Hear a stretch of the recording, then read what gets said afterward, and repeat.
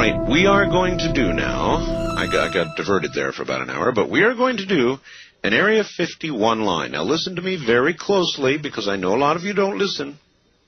So listen to me, attention, everybody. What is normally my first-time caller line is now going to be an Area 51 employee singing line. You know that place that doesn't exist? I was telling somebody who happens to be in the studio with me right now, earlier tonight, that there is a VFW here in Pahrump, Nevada, and if you go up to that VFW about 4:30 in the morning, there will be a number of buses, unless, because I've talked about it, they've now changed it. I doubt it. I bet they're still there. Every morning about 4:30, 5 o'clock or so, and they're sitting there waiting for all these employees to go to Area 51. The funny thing is, right on the side of the buses, it says Area 51. It actually says Area 51. And one of these days, I'm going to go up there with a camera, and I'm going to take some pictures of those buses for you, and I'll put it up on the net. So anyway, we're going to be looking for people who either retired from Area 51 and can now talk, or people who presently work at Area 51 and wish to tell us what's going on up there, because we all have deep suspicions about what's happening up there. So I'm just going to sort of open a line and see what happens. Now, we may not get any calls. I have no way of knowing. You know, when I open these lines, I have no way of knowing. It is, however, ringing. Now, whether it's ringing from somebody who actually was at Area 51, or it's ringing because somebody isn't listening to me right now saying, don't call that line, I have no way of knowing, but we will find out shortly. Okay. Dare I venture forth to my Area 51 line? Sure I do.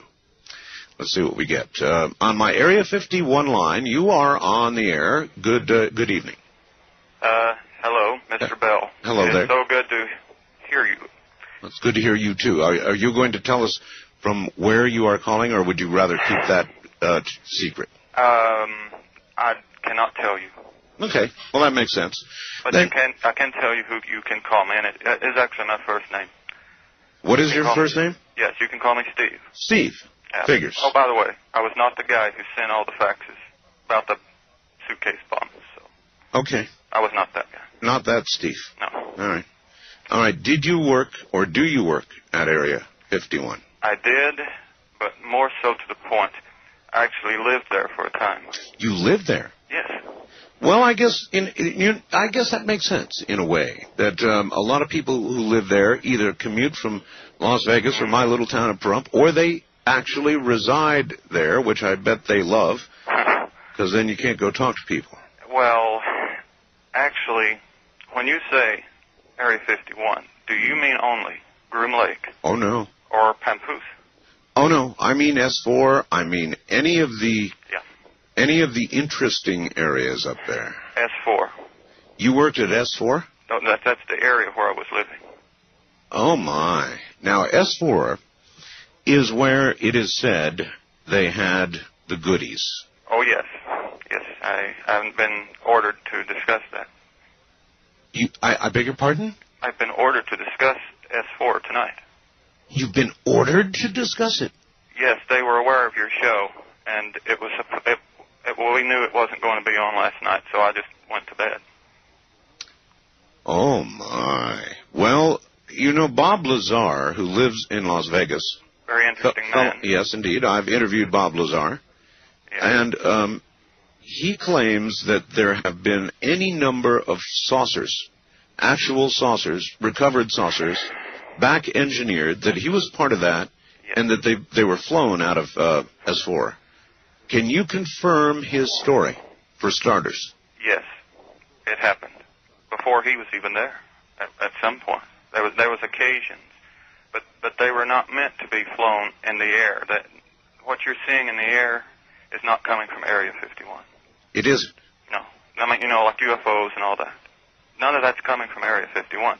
Those things out there are broken, and the ones that he saw sitting there probably were in various states of disrepair, in my opinion. Really? Yes, and they were like where you have junk. Everybody's got junk. But if you've got junk like that, you're not going to take it to a landfill. Makes sense, right? No, you're not. So you got to just kind of leave it sitting. When you say junk, we should qualify that. Extraterrestrial junk? What would you call extraterrestrial? Something not of Earth origin? Would Earth in a parallel timeline do? You bet it would. Would that qualify as extraterrestrial? You're damn right. Yeah. In my mind, it would. In other words, it certainly is in the realm of the paranormal. So what you're telling me is that what's up there came not from another physical place, but another dimension parallel to ours. Yes and no. It's both. The triangular objects were hand-me-downs that were no longer needed, and they were given to the people in the other timeline, who then turned against the people that originally gave them to them. You're saying you were ordered to come and say all this tonight? Yes. Uh-huh. Why? Because it is, yesterday was September 11th. It is September 11th on your time, isn't it? It is still now September 11th, my time, yes. It is the day that the Mars Surveyor enters the orbital phase of its mission. You're exactly right. They have fired the slowing rockets, and I understand they have done that successfully, they believe. And this craft will go into a polar orbit around Mars, slowly mapping the entire planet. It will be finished in March of the year 1998. Uh-huh. And what do you think they'll find? I already know what they're going to find. Well, then that makes you a doubly valuable person. What, pray tell? Okay. As they come down from the pole, at first they're going to be mapping an area that originally had a lot of water. So what would you see if you drain the ocean? You know, a lot of dried up areas. Silt, that kind of thing. Yeah, but it's all solid rock, obviously, baked by the sun and all that. When you get down to latitude about 40 degrees north of the Martian equator, you're going to see some pretty interesting things, actually. Like what? The Cydonia region. Yes. The Cydonia region has a counterpart region, and they're going to find that this time. Really? Yes. Now, when you speak of Cydonia, you speak of the face on Mars and the city and the rail launcher and all that. All that stuff. Yeah, the rail launcher is most interesting to me. How? Rail launcher? The rail launcher. That's a gun. No. The rail launcher is a shuttle-type vehicle that was abandoned, and it's sitting on this rail inside a fortress. A fortress. A fortress. This is a lot of the kind of stuff that David Oates talked about when he reversed the speech of the NASA guys. Oh, yes. So you're saying all of that is true? Yes, but they remember all that comes from what they were thinking subconsciously, more or less. And it could get jumbled together. I'm not very familiar with that. I just heard it in passing at the time. But I don't recall that exactly. Why would your bosses want this information out? Because of what's about to happen next year. What, pray tell? There's going to be some, how should we say, major, extreme revelations next year. And everything's got to be in place before that happens. Meanwhile, pressure is building. By pressure, I mean orders, to throw it all out on the table right now. And I'm one that don't think it's appropriate at this time. You personally don't? No, I mean all of it right now. I'm all for the 98 thing. So you're sort of dribbling information out to get people prepared? Yes, but my greatest concern is they won't be prepared enough. And I'm troubled by what's happened. You want to lay out your cards? I mean, what's going to happen? You mean 1998? Yes, sir. Well, first of all, more of the same, more dribbling, as you call it, for starters. But then, of course, you mean the main material. Main event, yes, sir. Ultimately. You bet. Well, now that would take place on, let's see, what date would that be? I got a book over here. It's got it all laid out. You don't mind me getting it here? I don't mind a bit. You go right ahead. Just a second. All right. We're talking to a current Area 51 employee, he says, and there is a book that lays out what's going to occur, and he's talking about 1998. Okay, I got it. All right, and then in 1998, you said you've got a date. hear the pages turning. Yep, got it. July 20th, 1998. Oh, Richard Hoagland's going to like that. July 20th. Richard Hoagland? Yeah. That's an important date with Richard. Oh, I remember now. Yes, it was. But I'm not sure that he knows about what really happened in 1986. I wonder if he could call in and we could ask him if he knows what happened on that day in 1986. That's part of the main... All right, but right now I want to know what's going to happen on July 20th, 1998. So does everybody. Oh, okay, right on. In 1998, on that date, everything is going to be revealed about what happened on July 20th, 1986 to July 26, 1986, and how that relates to what is going on right now with the Mars material. All right, then, if we must, let us back up. July of 1986. What occurred? Correct. What occurred then, please? The culmination of the original plan, and we are currently in the 12th year of the new plan now. What plan? What plan? Whose plan? Whose plan? The Supreme Commandant. The Supreme Commandant? Sound familiar? Vaguely. Vaguely. The Supreme Commandant. That should be ringing some bells. No pun intended, please. Thank you. This is September the 11th. Okay. Anyway, the point is that, do you recall any certain caller who might have called you on the Saturday morning, August 9th, during the night where you had the so-called MIB line? Yes, I remember the MIB line, certainly. And as a matter of fact, during the course of this very conversation we're having right now, I'm wondering why the men in black aren't moving in on you. Oh, they can't. Huh. Oh, yeah? Yeah. That sounds to me like the soldier in the foxhole says everybody around me might die, but I'm not. Oh, I've been in a few foxholes myself, I'll tell you. Yeah, well, it's that kind of psychology. What do you mean they can't get to you? Because I tell them what to do. You're that high in the food chain. Well, unfortunately, it is a food chain, yes. Unfortunately for me, I occasionally learn the hard way. Since I did call you on that morning. I don't know if you recall or not. Listen, these beings, are they as we are, or are they different? Do they look to be extraterrestrial in origin, even though they're... you mean at Area 51 or in general, or both? Well, you said they're extra-dimensional, not extraterrestrial. So do they appear to be extraterrestrial, or do they appear exactly as we do, in form? Okay, this is hard to explain, but there's two levels. One level is, if you knew what to look for, you could tell the difference, easily. But if you say, it's so-and-so, you just pass them, you'd never notice it. So they could be wandering around in our streets now, ETs, and I see. Well, a few more than they used to be. There's about... How about if I call them EDs? Extra-dimensionals. Yeah, but see, if you could grill one of them, let's say you had a best-case scenario, you had them hypnotized, sodium pentothal, reverse speech, everything. And you got everything out of them. Yeah. You would never find out who was giving them the orders. It's not me, by the way.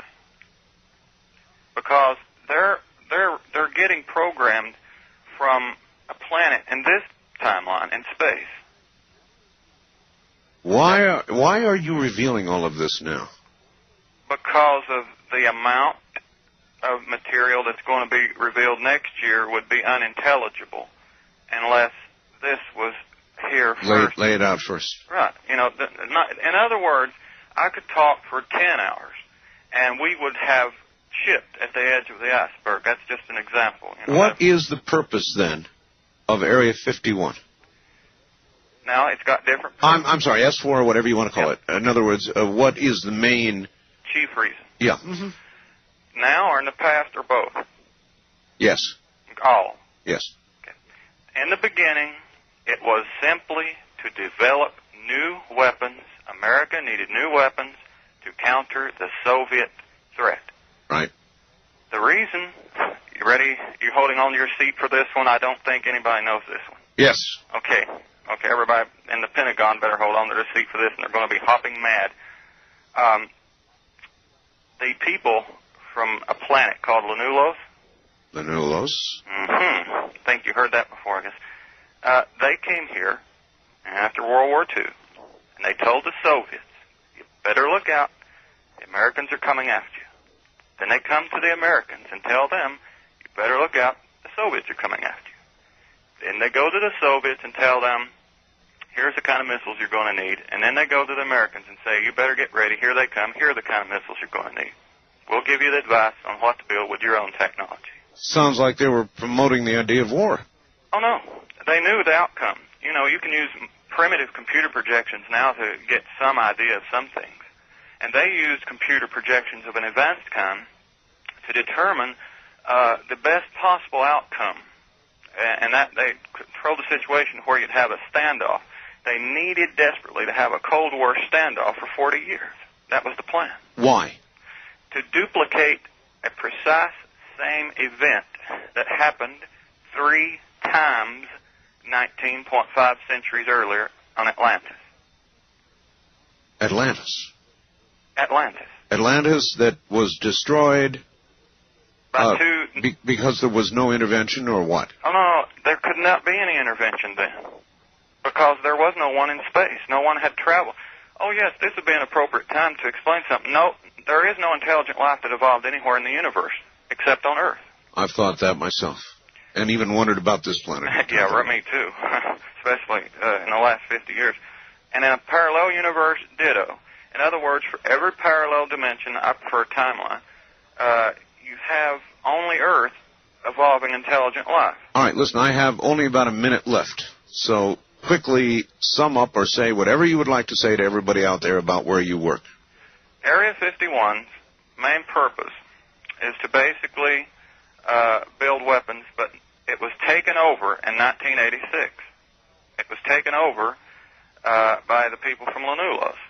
And when they took it over, that's when I came in there. I was put in there to supervise what was going on in the lower levels.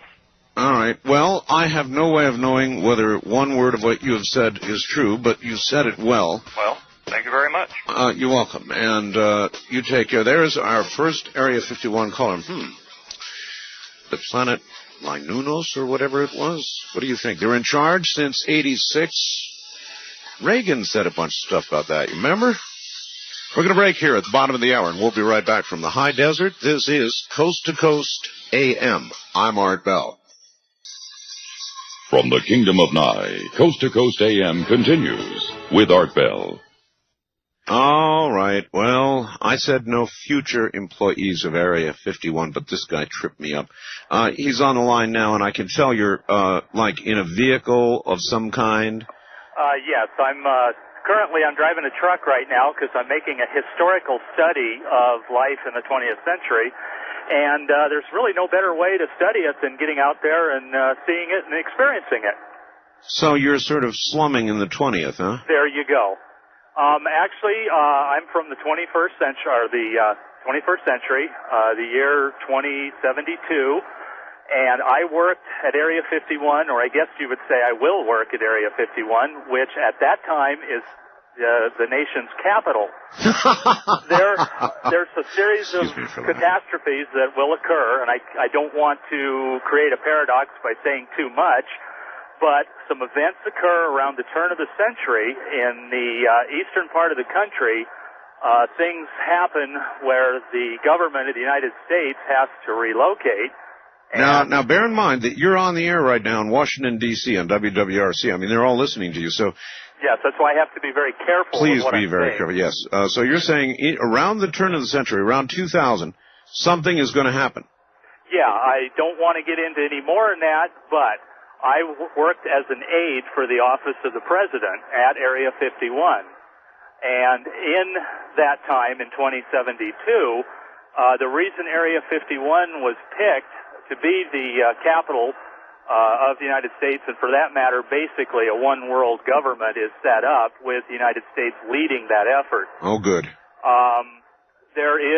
By that time, there will be no question of life throughout the universe. In fact, there'll be several races of aliens living with us. I can't get into much more detail than that. But let me ask you a question. How far can you go? We all know what a paradox is. Going back and killing your father, if time travel were possible, would suddenly negate you, at least in one timeline. How far can you go in telling us things without creating a paradox, something that will shift what otherwise would occur in a timeline? Well, I can't actually alter events. For example, if I come back now and I know if I invest in a certain thing in the stock market and become a huge multimillionaire, yes, when that individual who I am now didn't, according to my current history, you would have changed things radically. Right, and so I have to be very careful. Now, speaking in general terms, like I'm doing to you over the air. So then we can safely assume Bill Gates is not a time traveler? Bill Gates is not a time traveler. Okay. Bill Gates is Bill Gates, and got his money honestly in this timeline. Yes, he honestly got it in this timeline, though there's some interesting things about Bill Gates. Without going into detail, expect Bill Gates to enter politics before too long. It wouldn't surprise me. Yeah, I figured it would. Now, is that something that could potentially? I mean, you must be on the gray line there regarding a paradox. Well, I am, but here's the beauty of it. When I'm on the phone with you talking, it's subjective. It's people's opinion. So what I really say is real subjective. Some people might believe it, some people won't. So I'm fairly safe in making general statements like that because probably a lot of people aren't going to believe it anyway. That's right. And so let me ask you this. Is there something minor but very specific that you can give us that's going to happen in the near-term future that we can watch for and say, aha, the guy from 2072 called it? Yeah. We're going to have probably about March of this coming winter. Yes. Southern California and Arizona are going to suffer severe flooding as a result of the El Nino that's building. And in 1999, the winter of 1999, there's going to be a major devastating earthquake in Southern California. Wait a minute, that was the winter of 99? The winter of 1999. How big will it be? Do you know? From the history books I've read, it was about an 8.9 on the Richter scale. Oh, my. But I'm not, I can't give out numbers because we really don't know. There was just estimate numbers of deaths and injuries. Did you get here using a physical time machine, or did you come through some sort of wormhole? In other words, by what means did you come to this time, and why? Okay, there are things around the planet that people now are calling vortexes or vortices, right. Such as in Sedona and a few places in California. By the year 2055, there's been a major breakthrough explaining these forces, and mankind has learned how to use those for time travel, both going forward and going past. Well, now, that is very interesting because I interviewed a very well-respected physicist named Michio Kaku not long ago who said that is exactly the way we would learn to travel in time. Yes, and it works out very well, and you don't have to have the equipment at your destination.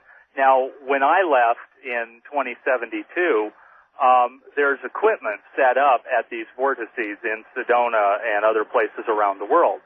Yeah. Now, when I go through that and come to this time, I just pop out in the middle of the desert in the case of Sedona. I've always wondered about that. How are you able to be sure that you don't pop here inside a mountain or a building or concrete or something awful like that? Well, because we can go back to maps of the 20th century and actually even earlier than that. We've got them archived on computer disks. And we know exactly where we can and cannot pop out.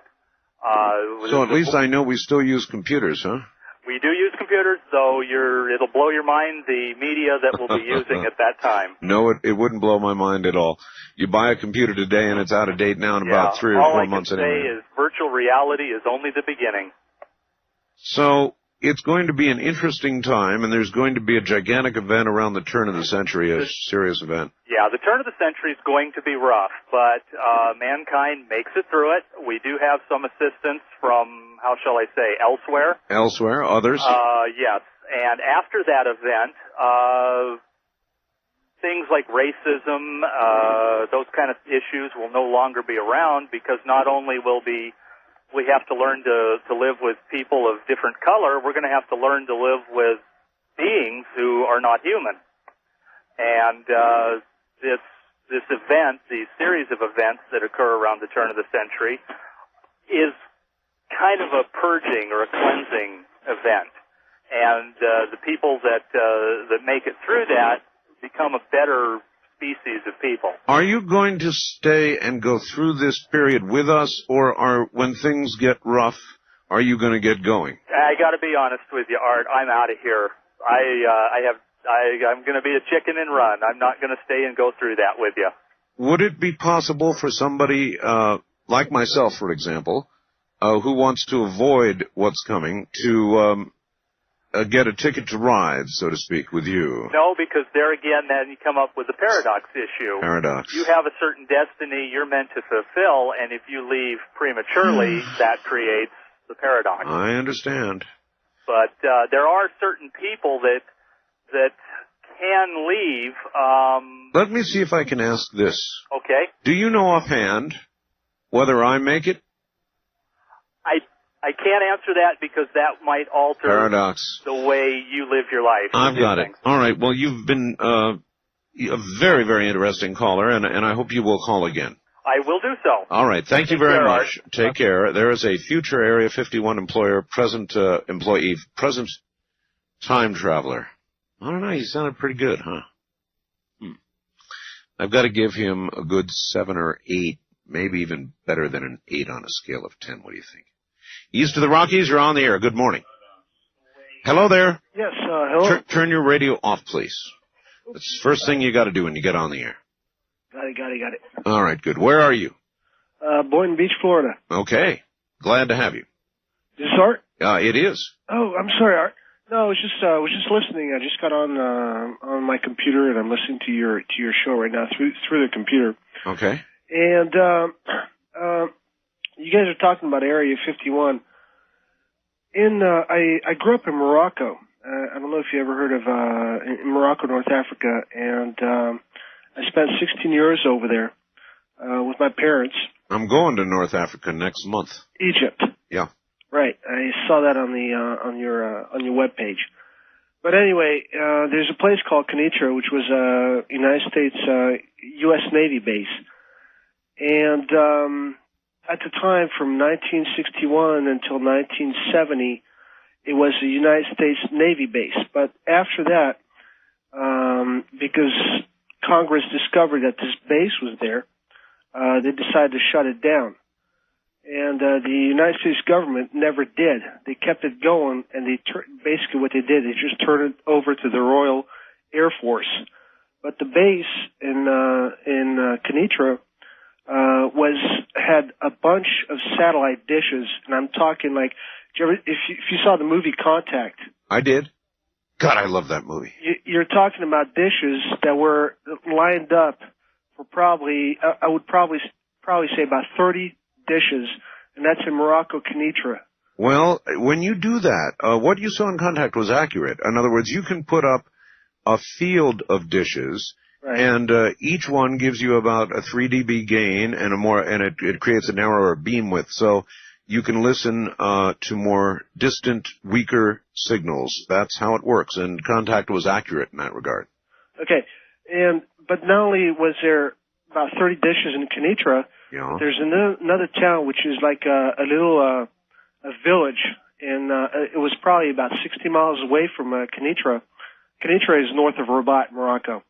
It's called Sidi Yahya, and they had another 30 dishes there. Now, why would the United States government or the United States Navy have all these dishes?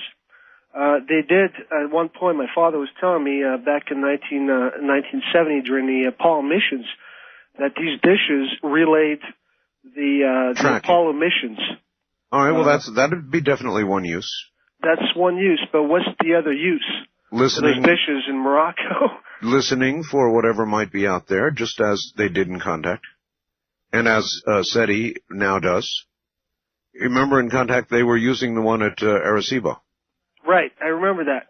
But the base right now, it's actually still in operation under the Moroccan government, but there are Americans there. Okay, so what is it you're telling us? That our American government is still in Morocco doing something that relates to deep space?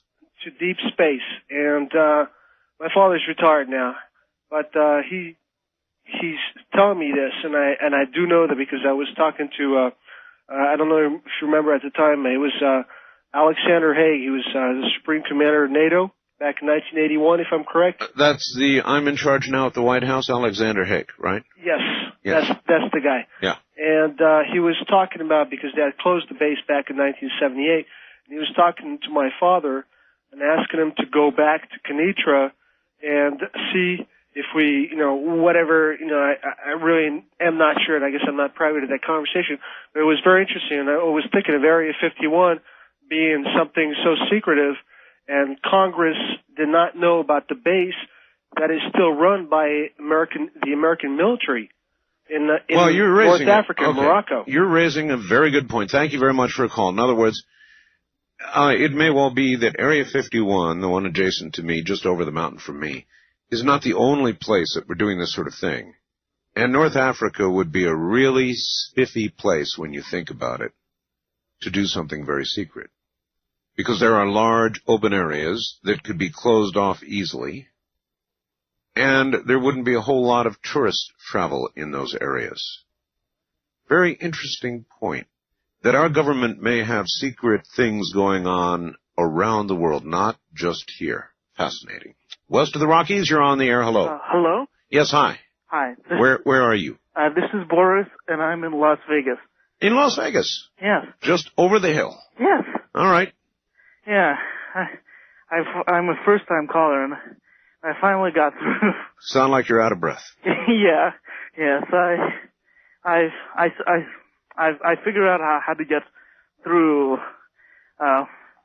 by clues what Mr. Fidget gave me. Yeah. Well, all right, you're through. So what's on your mind? Oh, well, actually, I guess the Mars Pathfinder mission.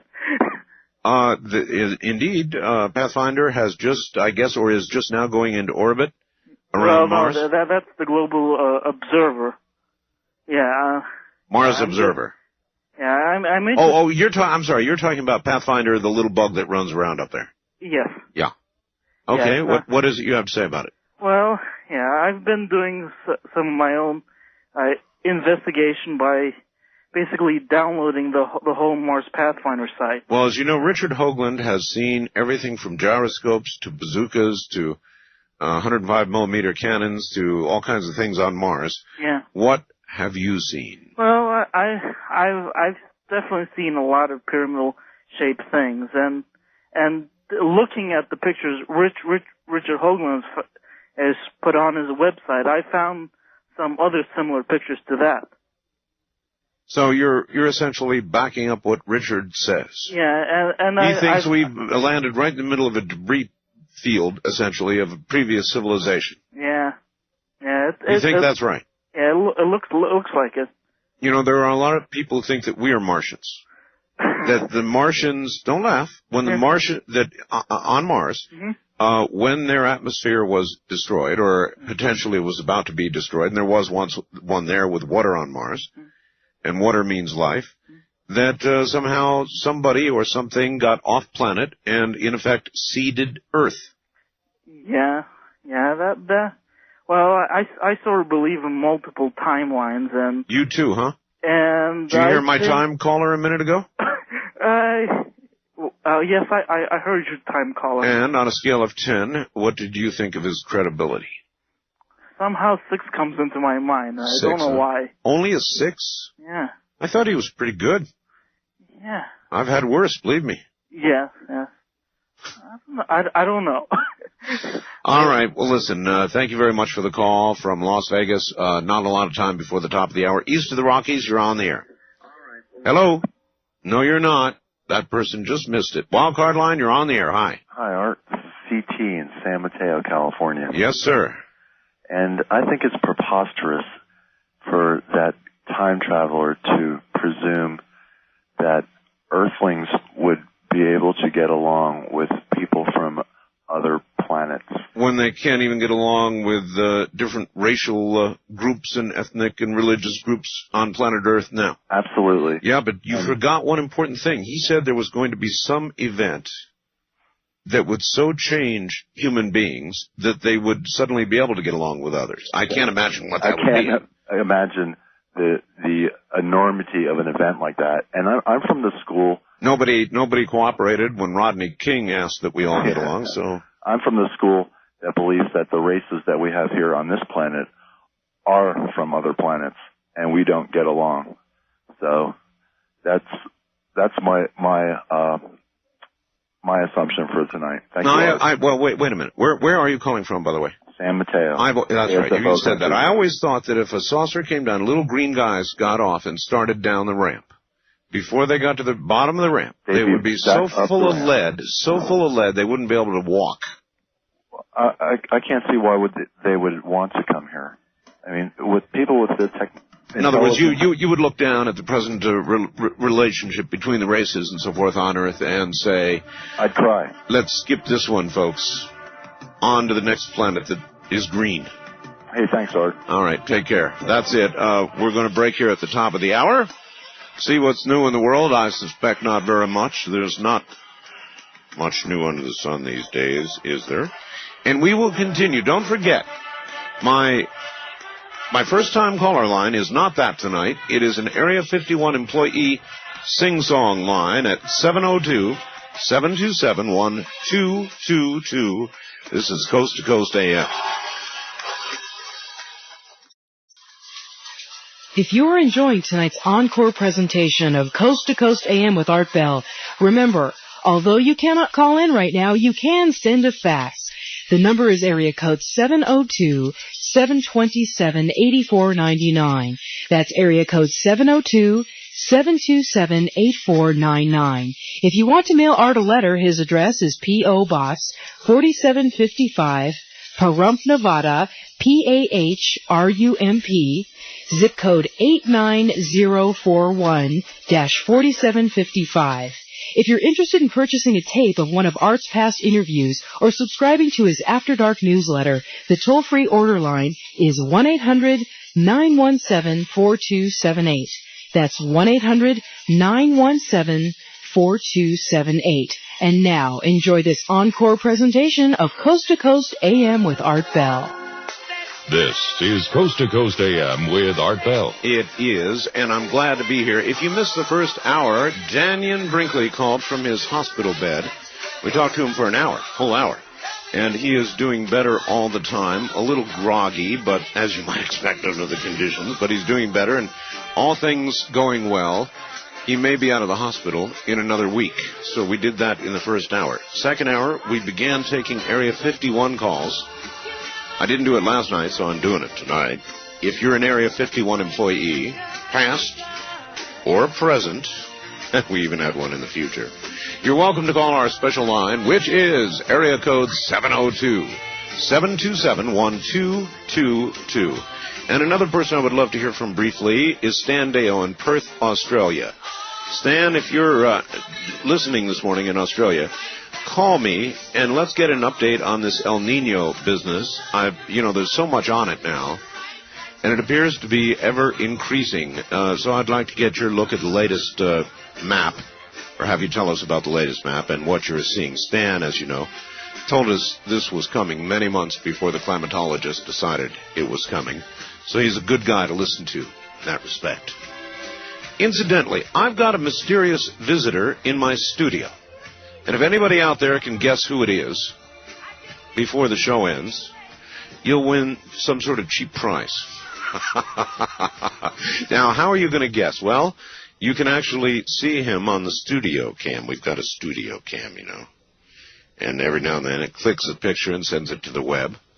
So you might get a look. If you do, try and guess who it is. A mysterious, I rarely rarely have visitors ever in the studio, as you know. So if you can guess who it is, well, you probably don't win anything except my eternal respect for having guessed the impossible. East of the Rockies, you're on the air. Good morning. Hi, Art. Hello. Glad to get through. I'm glad you got through. Where are you? I'm in Ohio, Yellow Springs, Ohio. Okay. First of all, I was shocked when you let the first Area 51 guy get away, but he said... Well, look, I couldn't... I talked to the guy for almost half an hour. Oh, is that right? Yeah. It seems so short. Well, I know. Well, he said something about Lulianos and that Reagan had mentioned this? Yeah, 86 would have been... No, I said that. Do you remember Ronald Reagan when he was in office? Several times he said, if we had some sort of common enemy from space, for example, that we as a planet would get together to fight. I do remember this common enemy. He said that a number of times, and it was about 1986. But he didn't mention Lulianos who... No. Okay. Okay, and the other thing, the 2072 caller? Yeah. He said, just before he signed off, that certain people would be allowed to leave. Yeah, but apparently I'm not one of them.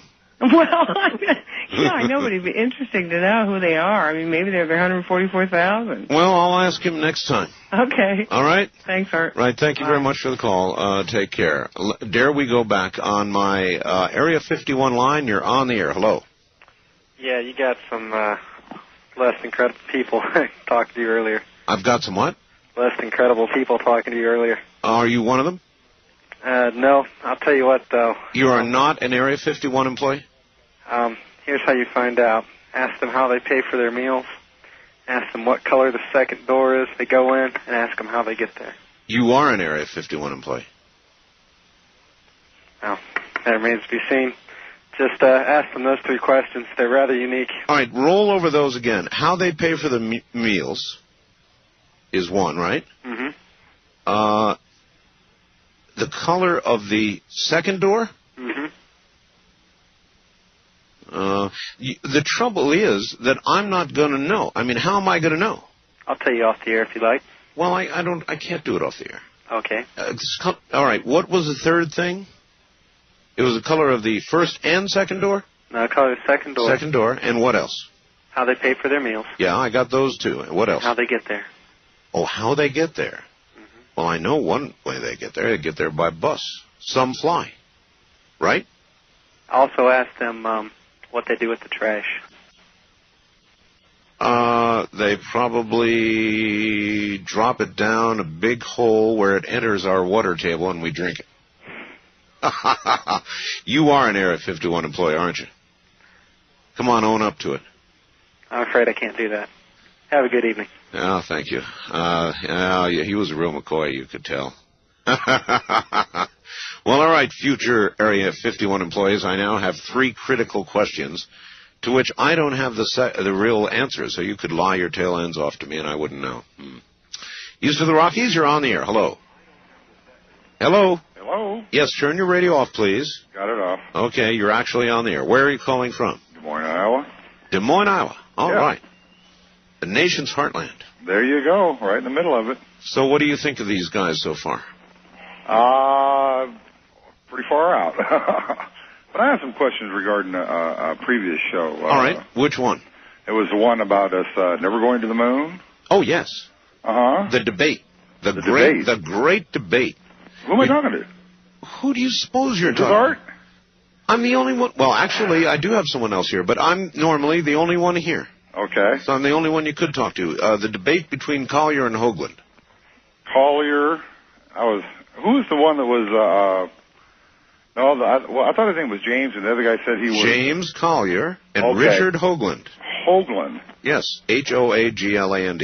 Okay, well, Hoagland was the man that was supposedly the co-announcer as we landed on the moon, is that correct? He worked for Walter Cronkite, that's right. And he was, right, he was the co-announcer, is that correct? No, he was a science advisor to Walter Cronkite. Oh, okay. But he was right there. Well, let me tell you what happened to me. I was living in Southern California about the time we landed on the moon there. And I was watching it pretty closely, and I come home from work one day, and I was watching the TV, and I thought we'd already landed because of the mock-up that they had. How do you know the whole thing wasn't done in Burbank, right there by you? Well, to tell you the truth, I believe it was. 'Cause I'll tell you what happened to me. I see. All right, go ahead. I'll tell you what happened. So they get around to the guy, to the modular going down the moon, and the man getting out, one small step for man, and all that garbage, right? Yep. It wasn't garbage. Well, it is in my opinion, because the camera came down and the camera started to pan to the left, and all of a sudden there's this rock laying there. Yeah. And I didn't listen to the whole program, and I didn't hear if this was mentioned or not. What's the matter with there being a rock on the moon? Okay, well, on this rock was a precisely carved Roman numeral. Now that I missed.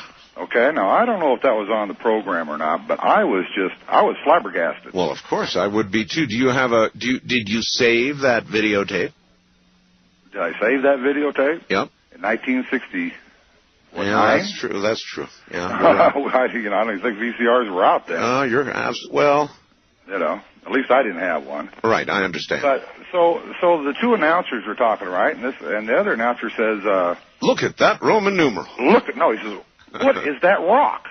And then the screen went blank. It went off the air. Well, all right. Here's something for you to contemplate. Let's just say, for the sake of argument, the whole thing was done on a sound stage, all right, a video stage. Why would they put something stupid like a rock with a Roman numeral on it if they were trying to fake the whole thing? Exactly. What do you mean exactly? Why would they? They wouldn't.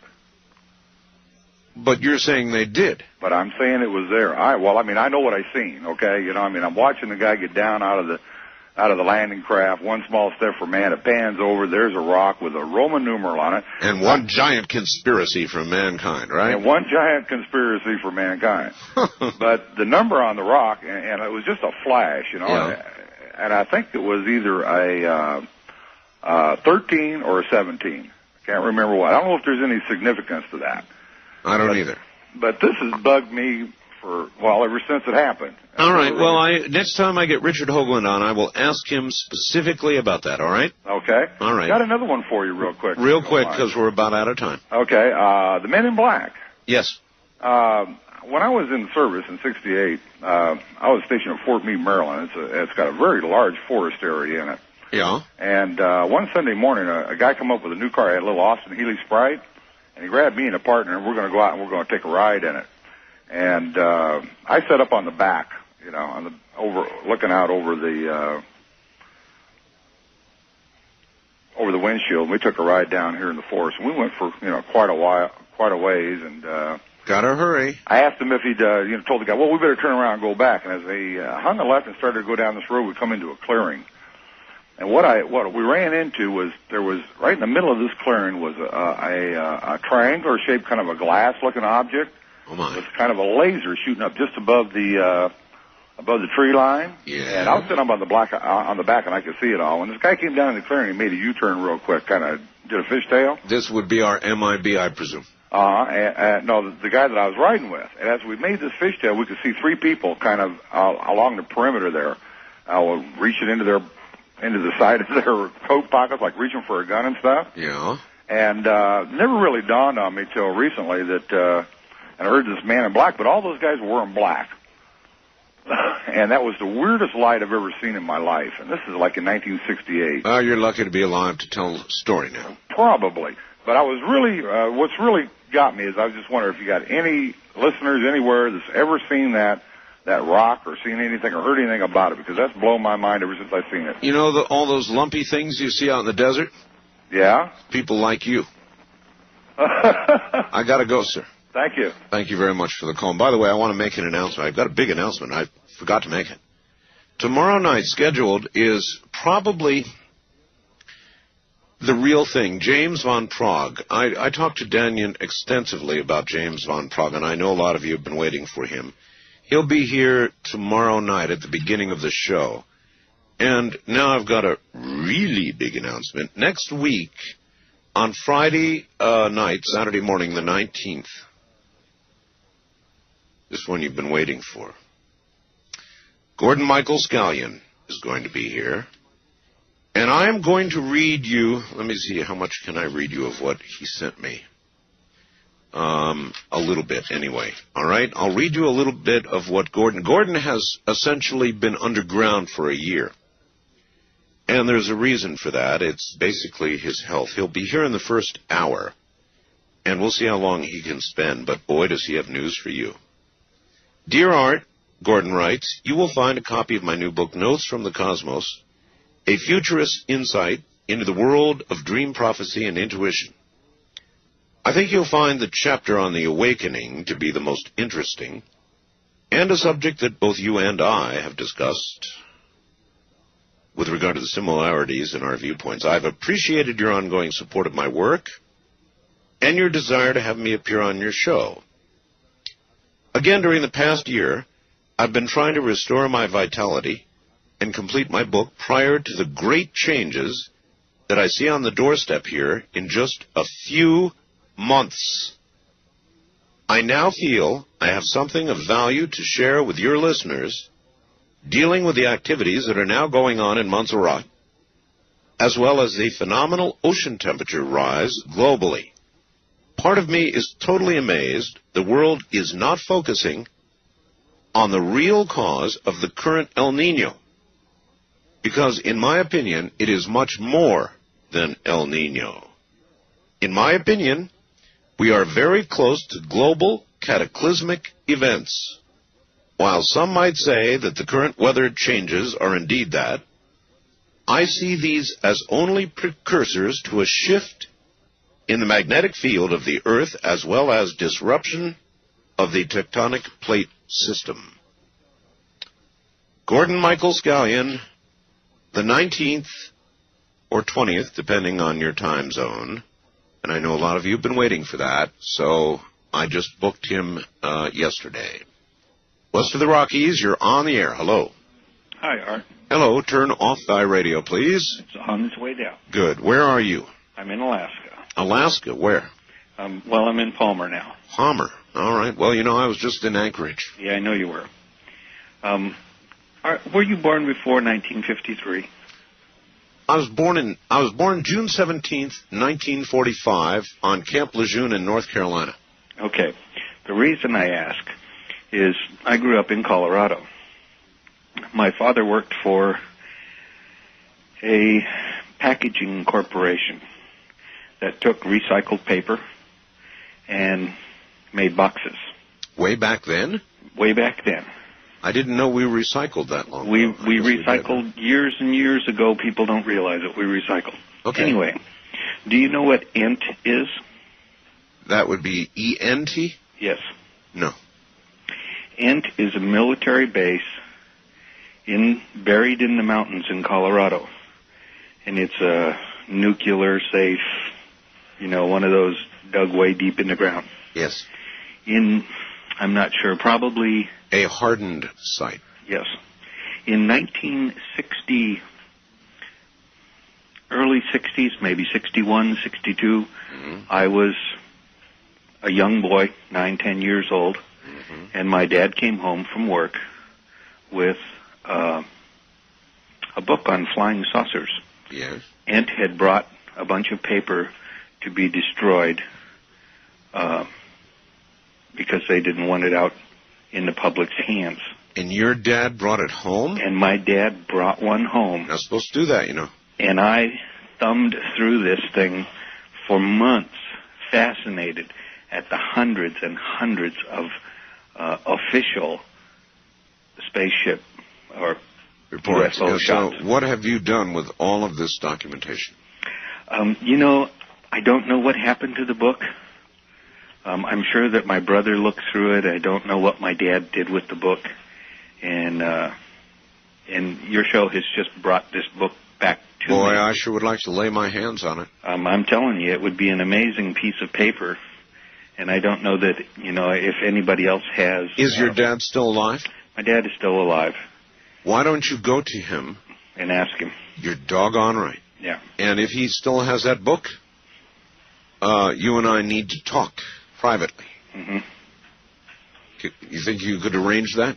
I will call him and ask him if... All right, if you can lay your hands on it, you either fax me or write me or email me or get to me somehow privately, and we'll set something up, all right? Okay. All right. Thank you, my friend. You take care. Ooh, I'd like to lay my hands on that. Wouldn't that be neat? We're going to take a break here at the bottom of the hour. Once again, come back and do I have no idea what. Now, don't touch that dial. Playing it hot, and the devil just up on Heaton Johnson. Boy, let me tell you what. I guess you get to know if I am a fiddle player too. And if you care to take a dare, I'll make a bet with you. Now you play through the fiddle, boy, I'll give the devil a view. You get you stick it. Don't you, that ain't Johnny, and it might be a sin, but I'll take your bet. You're going to regret it. I'm the best of every day. Johnny, you're on up your boat, play your fiddle hard. If you've missed any part of tonight's program and you'd like to have a copy on tape, dial toll-free 1-800-917-4278. That number is 1-800-917-4278.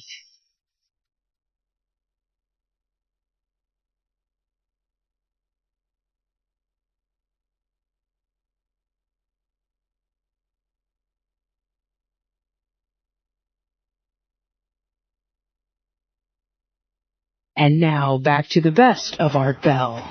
Remember now, I have one line set aside only for Area 51 employees. And by the way, I don't know about the earlier ones. They were pretty good, but this last guy, I'll bet you he was a real thing. That's just my own call.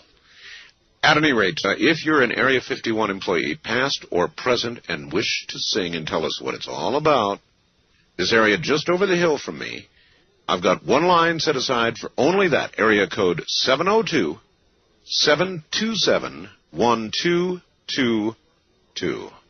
East of the Rockies, you're on the air. Good morning. Well, a pleasant good morning to you. Where are you? Oklahoma. Oklahoma, huh? Yes, sir. All right. I got something for your consideration. Okay. In the past, you have shared with us listeners, and you and I discussed this one night over the air, if some really big catastrophe should happen, say, coming in from outer space. Yes. That you'd do as Paul Harvey and make a traveling mic and go out and I absolutely would. As a matter of fact, I should tell you that I now have the microphone to do that. I've got a permanent outside microphone that I'm about to mount. It was sent to me by some very nice listener, a very professional outfit. But yes, in other words, if an asteroid was coming in or something, sure, what the hell? I'd go outside, take the microphone, and talk that sucker in. Why not? Well, here's something for you to consider. Next Wednesday night, Thursday morning, the moon is going to occult Saturn. Which means? Which means it's going to pass in front of Saturn. Okay. So far, that's not catastrophic. No. I hope. Say a tune-up to check your system out. It is quite an impressive sight. You suggest that I would go out. Oh, how impressive. Those Saturn, I mean, you've got to have a good telescope to see that. No. You can see it through binoculars. Really? It doesn't. Now, when the moon occults a star, the star, like, winks out. I mean, it just... I'm not sure that's dramatic enough to justify going outside and, Well, take a look at it anyway. It might be good practice. Now, if we had a big rock, say about 6 miles wide, bearing down on us, now you're talking good reason for a remote. Endo the world broadcast. Well, yeah. But you can use this as a tune-up. As a tune-up. All right, well, I'll mull that over in my mind. Thank you. First-time caller line, you're on the air. Hello. Hello, Art. Hi. I'm calling from Southern California. Yes, sir. And I'm happy to hear that Daniel's doing better. Well, tentatively better, yes. That's good to hear. We've heard so much tonight about the people that trying to uncover the truth about the UFO scenario, and I was wondering if it would be possible for you to get somebody from the other side. Somebody maybe behind the scenes. Somebody who wants to keep it secret? Exactly. Well, I tried that. I did a Men in Black night. They would be in that category, right? Mm-hmm. I didn't hear the whole show. Did anybody call in on that? Oh, yeah. I got all kinds of Men in Black. And you know what I've got in front of me here? No. I've got a story. Now, I have no way of knowing if it's true. It comes from the News Gateway, a News Gateway article. Breaking news, it says. This just in. A reporter friend who works for a local newspaper just called and told me that 2 men in black have been captured after breaking and entering the house of a local ufologist tonight. Apparently, a neighbor saw the men approach the house and called the police. Police arrived quickly. The two men were still inside. Needless to say, the police captured them and arrested them.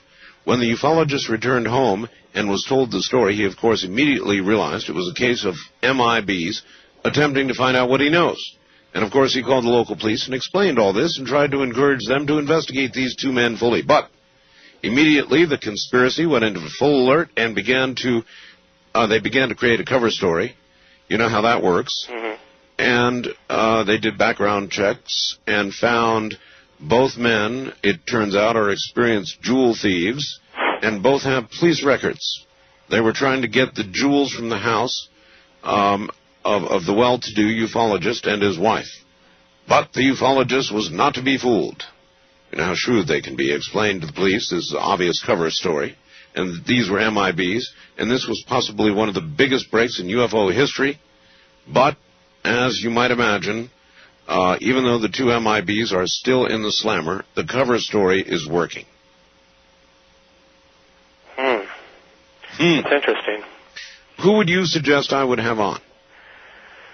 Well, obviously, the person that we'd most want to talk to would not come forward with their name. So it seemed like it would have to be somebody that wanted to speak anonymously. And well, I've got somebody like that who, as a matter of fact, thank you very much. There's this guy who claimed that he was inside Area 51, a worker in Area 51, and he sent me several messages over a period of about 3 days and then stopped, and I'm waiting to hear from him. I don't know why he stopped. We did post his letter on the Internet. Now, that might have scared him off. I didn't know that was going to be posted. Apparently, he sent, or somebody sent a copy of that letter to Keith. It certainly was not me. And Keith posted it. Now, maybe that scared him off. I don't know. But he has now disappeared. Now, hopefully, he didn't come to any harm. But we will have that man on the air if he ever gets in touch with me for real. West of the Rockies, you're on the air. Hi. Hi, my name's Rich. I'm from Flagstaff. Yes, sir. Hey, congratulations on your book seller thing. Oh, I'm kind of proud of that. Yeah, I'm sure. I just wanted to call because I'm a dream traveler. I've been one for a few years, and I had this dream a couple of years ago that listening to Richard C. Hoagland and you talking kind of tripped me out. That'll do it, all right. Yeah. Was it a regular dream or a nightmare? No, it was actually really, really cool. It's some dreams, are just they aren't all that powerful, but this one was. It wasn't lucid, but it felt like I was out of my body. Uh-huh. And I've had several out-of-body experiences myself listening to Richard. Yeah, definitely. Yeah, listening to you guys is always really nice. I've actually felt myself float to the ceiling and look down, and it was one of those frustrating moments with Richard when you're trying to ask a second-level question and he's not giving you a second-level answer. Right. Just a first-level answer. And he keeps going and going and going.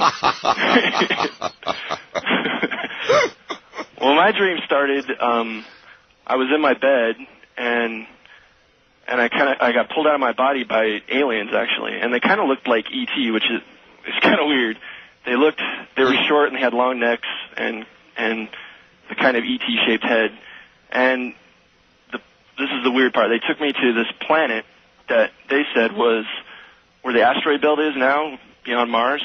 Xenon. Yeah. They said that they took me there, and they took me back in the past. And there were all these cities all over the place, and they were showing me. It was really overwhelming because they gave me like all this history and stuff, and of course I don't remember any of that, but because it was just like information overload. But right.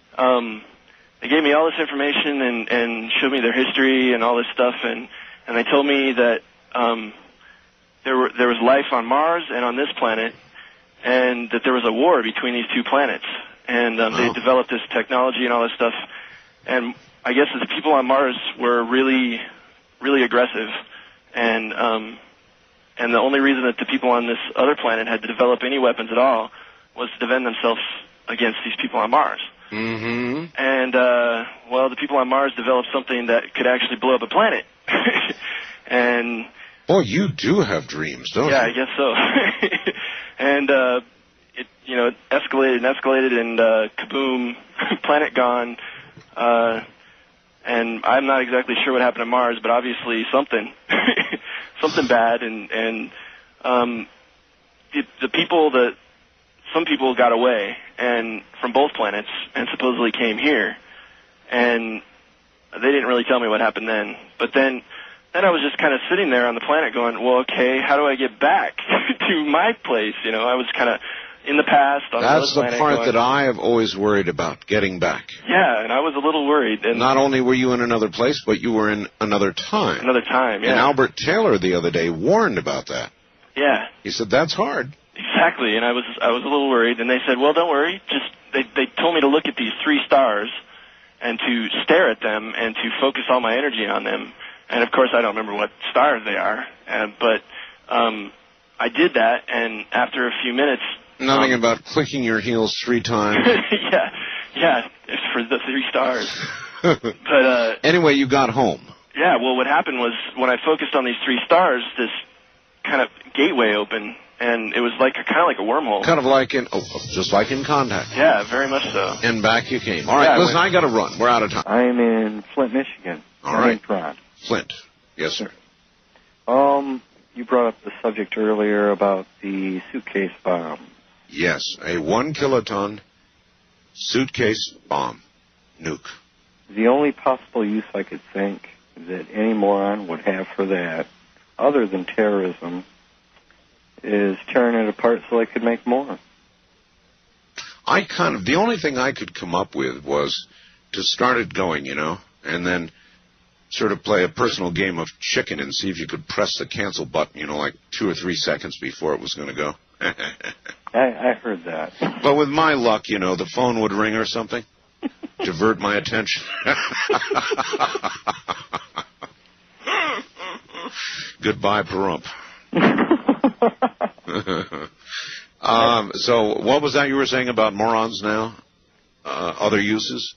The only possible use I could think, other than terrorism, is to advance your terroristic aim, whatever that may be, by actually taking the thing apart to make more. Oh, I see. To replicate it. Yes, I suppose there would be that. But I would think that would be a nervous thing, too. You know, cutting wires and disassembling a nuclear device. There's a lot of small countries who really don't have a nuclear program. So there's a profit motive. Now, you could turn around and resell it to some small country somewhere. Mm-hmm. Peru, for example, they'd probably like to have a nuke.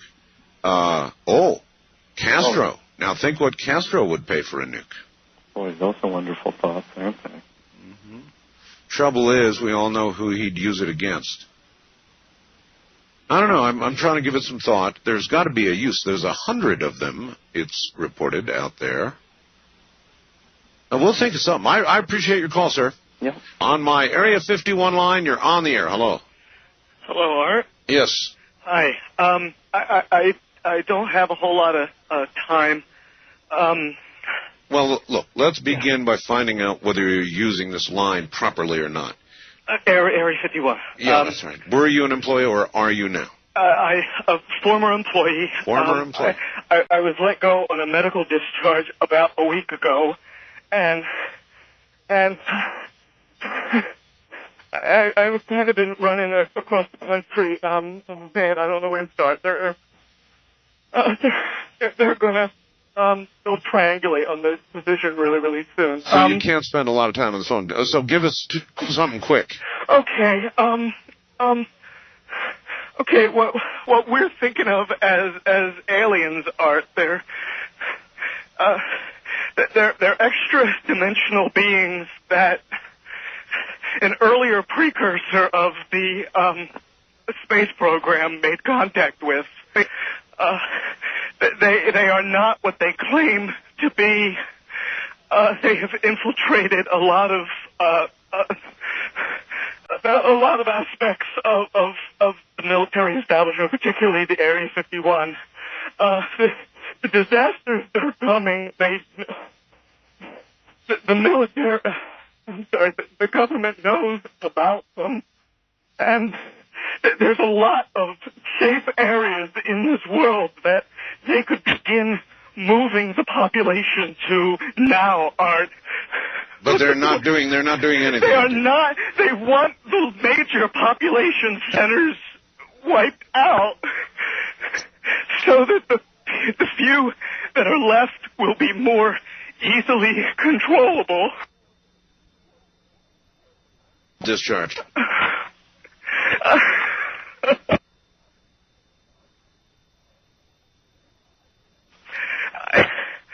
I started getting...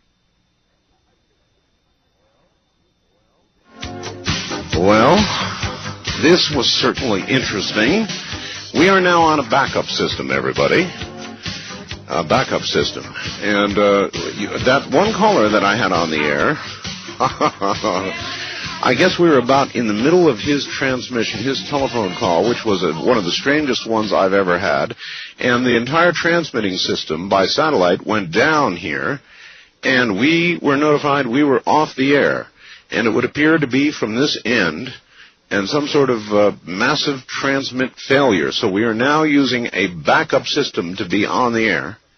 And not that I would normally believe this kind of thing, mind you, but I can't help but wonder if somebody zapped us in some way. We'll find out. East of the Rockies, you're on the air. Hello. Art Bell? Yes. What just happened there with the transmission? Oh, well, what happened is the transmitter here blew its cookies in some way. Something knocked us off the air, and we're on a backup system now. Is it the government, or...? I don't know. It has to be something, though. Well, did you hear... Now, you tell me, because you were listening. That was awful strange. There was a really weird guy on the air when it went off? Yeah. Real weirded out. Like going sort of sounding paranoid, schizophrenic? Like crying and everything. Yeah. And how far into the conversation was it when it went off? Just a couple, about 15, 20 seconds, I'd say. Oh, you guys missed, you really missed a call then, and I've got a feeling somebody didn't want you to hear it. Yeah. Because it was really strange. All of a sudden, I'm hearing Mark Furman, and That's right. Well, the network, of course, went immediately to a backup tape while we tried to figure out what blew up here. So that's what you heard happen. And then we're now on a backup link system to be on the air at all right now. So, well, I'm telling you. Am I on the air right now? You're on the air right now. Well, you better be, yes.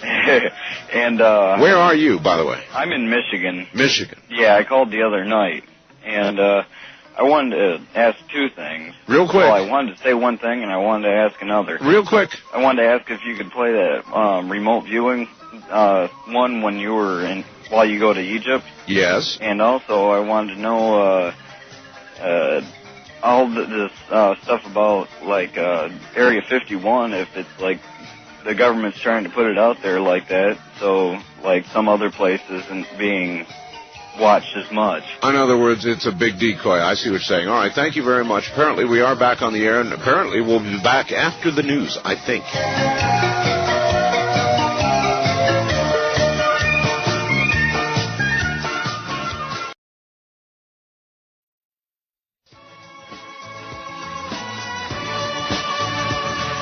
From the Kingdom of Nye, Coast to Coast AM continues with Art Bell. Well, let me tell you what a very, very interesting turn of events.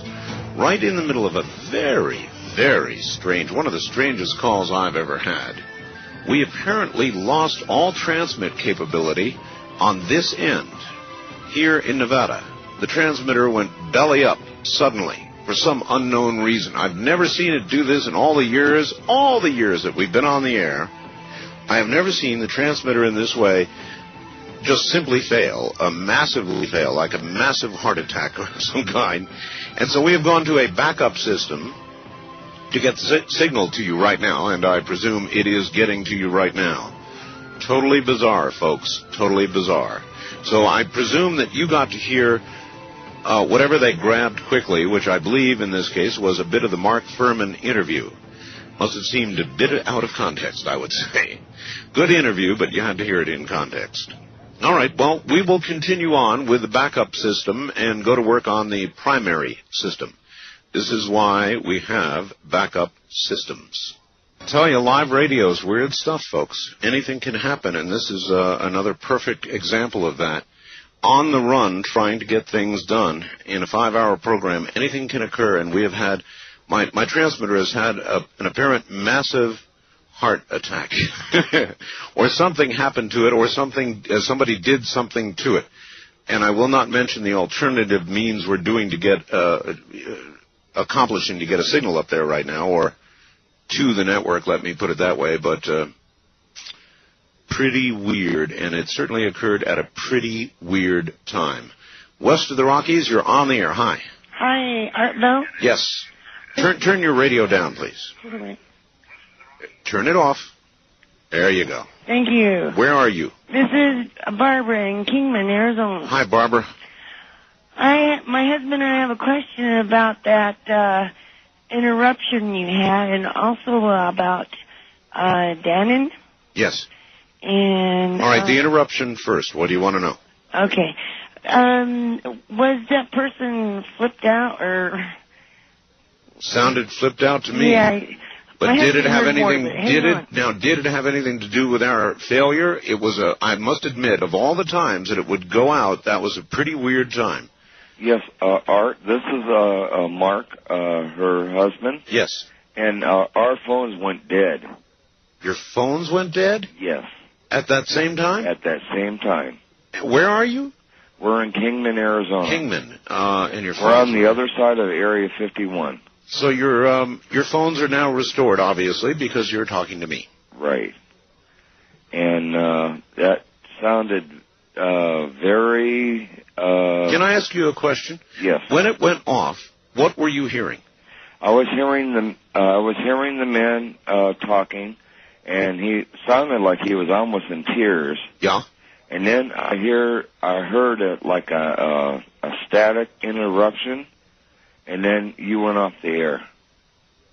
It was just like zip, and then the phone went dead. Too weird for me. Too weird for me. And you're telling me that your phone went dead at the same time? Yes. Okay. Okay, and my wife and I, we have been rock hounders, I guess you could say, looking for gold and rocks and things like that. And we have been up near the Area 51. And when we got, we had passed over the Area 51 area where it says no trespassing past this point. You're not supposed to go past that. Well, we did. And you probably met Wackenhut.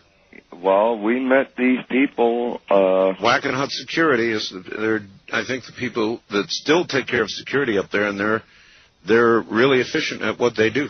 Well, yes. They escorted us off the property. I'm even wondering how much more I should be talking about this tonight. And they escorted us off the property with automatic weapons. Right. Yep. Well, that's the way it's done. All right, sir. Thank you very much for the call.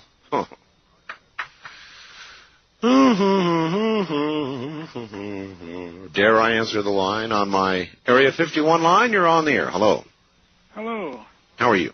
I'm fine. How are you, Aaron? Okay. Are you an Area 51 employee? At one time. In the past. In the past. Years ago. Can you talk? For a few minutes. Tell us what you can tell us. In other words, instead of my asking you questions, just tell us whatever you feel you can say without having something awful happen to you. Well, I've got myself fairly covered right now. About your interruption with that last caller. Yes. I don't think you're going to hear from him again.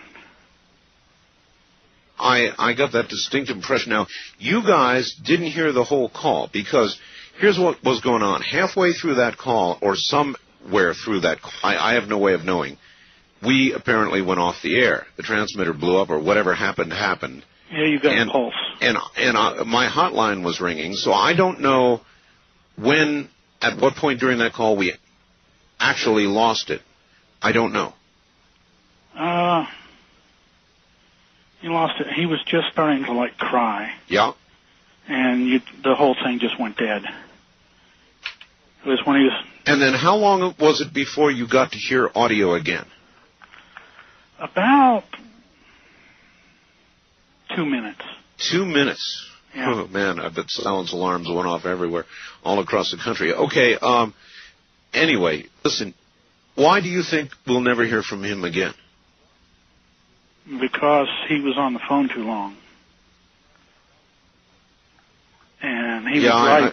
If you'd heard the end of the call, I'll tell you. I'll tell everybody right now. The end of the call, it got worse and worse. He was crying, and he screamed. He screamed, and the line went dead. And at that point, I think I went to another call, and I answered the hotline and found out we'd been blown off the air somehow. I've got a guest in the studio right now. He's confirming. He's shaking his head. Everything I'm telling you is exactly true. This guy screamed, and the line went dead. I wish you could have heard the end of it. I can imagine the end of it. You can? Oh, yeah.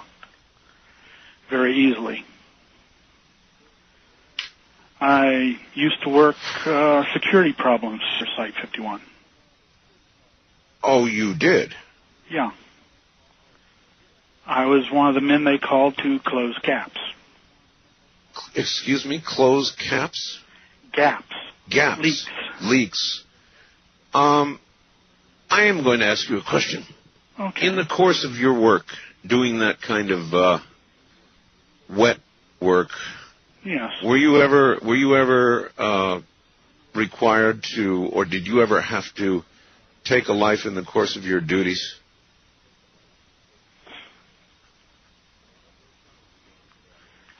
Don't let those silence alarms go off now. Okay. Yes.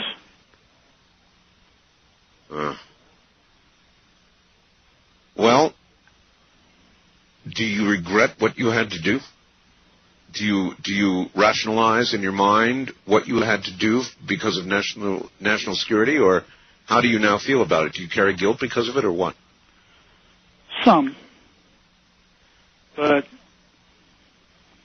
I believed in what I was doing. Yeah, I guess you would have to. You couldn't do it, could you? No, there came a time when I walked away. But when I was doing the work, I believed wholeheartedly. All right, listen, I don't want to keep you on the line too long. I learned one hard lesson tonight already. Okay? Yeah, well, like I said, I've got myself covered. I hope that's so. You take care. You too. Right. Weird. East of the Rockies, you're on the air. Hello. Yeah, Art, this is Vince in Chicago. Hi, Vince. Oh, that caller that, when you had the blackout there, we heard about 2 minutes of it in Chicago, and it sounded pretty scary. It sounded like that guy was a little scared. And I know he a little scared? You should have heard the end of the call. I mean, I got to complete the call here. I really shouldn't say that. He screamed at the end, and the line went dead. And then everything went dead. Well, actually, it went dead before that. I just didn't know it. Yeah, we heard about 2 minutes of it, and it was, there were some clicks in and out on somewhere in the transmission, like it was going dead a little bit. Then it was dead over here in Chicago for, almost 2 minutes of dead air. And it sounded like he was really losing it. And he mentioned that something is going to happen, and yes. No one's telling us what's going to happen. That's right. What you want to tell us what he might have said at the end? At the end, he was saying he was on the line too long. At the end, there was a scream, and the line went dead. I'm just telling you what happened. And, of course, at that point, my hotline was ringing. I was getting real busy because we were off the air. So, the network was telling me we were off from this end. And so I was, at that point, contacting people and trying to establish a backup system, and they were running amok affirmative. And so that's where everything ended. I stopped listening and stopped functioning as I normally do at exactly that point. So that was a good call, and that's one that might have to be played again. Maybe I'd like to hear it again. Well, you know what? It can't be, except for up to the point where the network lost it. Oh. In other words, I don't, as a matter of course, record here. The network records. But they would have only recorded up to the point where it went dead. Now, I'll tell you this, I would like to hear it myself. So when we get everything back to normal, I'm going to have the network play that back so I can hear it. Do you think it was legitimate?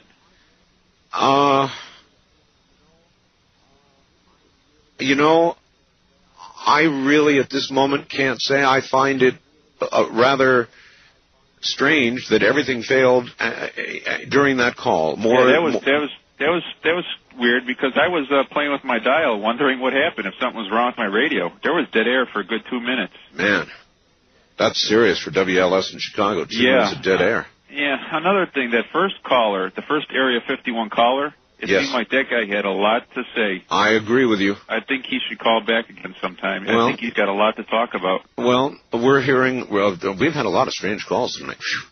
I should have done this a long time ago. All right, thank you. All right, Kevin, one more thing? Yeah. The program with Jim Collier debating Richard Hoagland about whether we walked on the moon? Yes.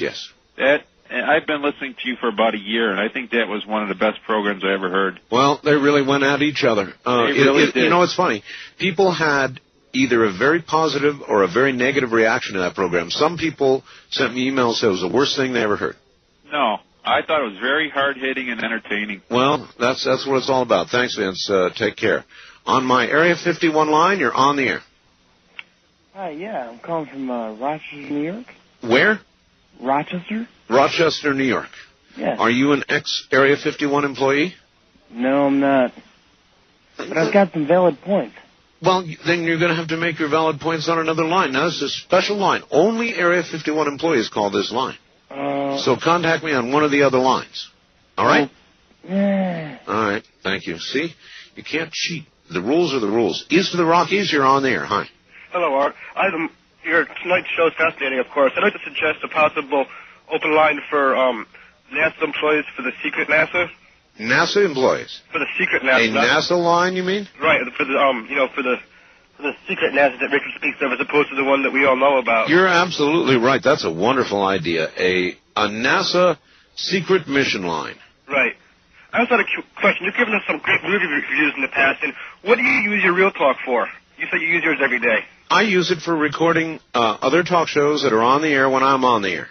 Okay. So I can listen to my competition. Right. Okay, I want to suggest that for the NASA line, though. All right, take care. Right, bye. That's what I use it for. I generally run it when I'm on the air. West of the Rockies, you're on the air. Hi. Art. Yes. Good morning, sir. Good morning. I have a couple of 3 points. First of all, I'm an audio engineer, and you might be interested to know that you're still having little burbles in your audio. Well, I'm sure it's because of the backup system. Anyway, this is Nick from Oak Harbor, Washington. Yes. And I am near Whidbey Naval Air Station here, and I worked on that base for almost 7 years. Whidbey, yes. We have seen the silent craft that you've talked about, and also it's interesting that. And I am near Whidbey Naval Air Station here, and I worked on that base for almost 7 years. Whidbey, yes. We have seen the silent craft that you've talked about, and also it's interesting that they have areas here. Triangular craft, sir? The silent ones. I couldn't. Yes. Huh. My wife and I. Well, it's a long story. Actually, I'm blind, but my wife saw them. We weren't more than a couple 300 yards from them. So you're relying then on her description, physical description. Yes, but I was there to vouch that there was no noise, and she saw them very plainly for about 2 or 3 minutes. Boy, of all the times that it would be hard to be sightless, that would be one of them, huh? I agree. It would be, but another interesting. Oh, first of all, may I say one thing about the caller that called between 11 and 11:30? Which one? From Area 51. Yes. That was talking about the Supreme Commandant or whatever that was. Oh, yes, of course. You need to know that he was the same guy that called when you had that Men in Black line. Well, you know what? There are several people who have said that, and I don't doubt it. I don't doubt it at all. It could be true. And he was telling somewhat different, similar stories. Similar story. It could have been the same one. Yeah. It absolutely could have been the same one, but it could still be a valid call. But it's interesting about this Naval Air Station up here, and I'll probably have somebody at my door in a few minutes for this, but they have areas up here that are posted, no photographs beyond this point. Yes, oh yes. And many areas on the base that, of course, are more or less restricted. Well, some of that I understand. But when I worked there, they had this giant underground construction going on, humongous kind of earth movers and things in here. All underground? Yes, sir. What were they doing? And they denied it. They denied it? Well, this is so ridiculous you're not going to believe it, but it's the truth. When we would ask anybody out there, of course, they would deny that anything spectacular was being built, and yet we could see these huge earth movers. They're too big to miss. I'm an entertainer, so I didn't work directly with that, but I worked at one of the clubs there. And every time they would scoop out a great big scoop of earth, we could feel the whole club shake, And they always denied that anything special was going on. What do you think they were doing? I'm not sure, but I do know that there is must be a rather large underground complex there. And whether it's a safety, a hardened site like you have in the mountains back there, or what it is, I don't know for sure. But and how long ago was this? This would have been in 90 and 91. Okay. This project extended over some period of time. Well, I'd sure love to know what's down there, wouldn't you? Yes, sir. You take care. I appreciate your call. Thank you. Thank you. Take care. Whidbey Island, huh? Anybody else know about the diggins under Whidbey Island? What do you suppose we might be doing?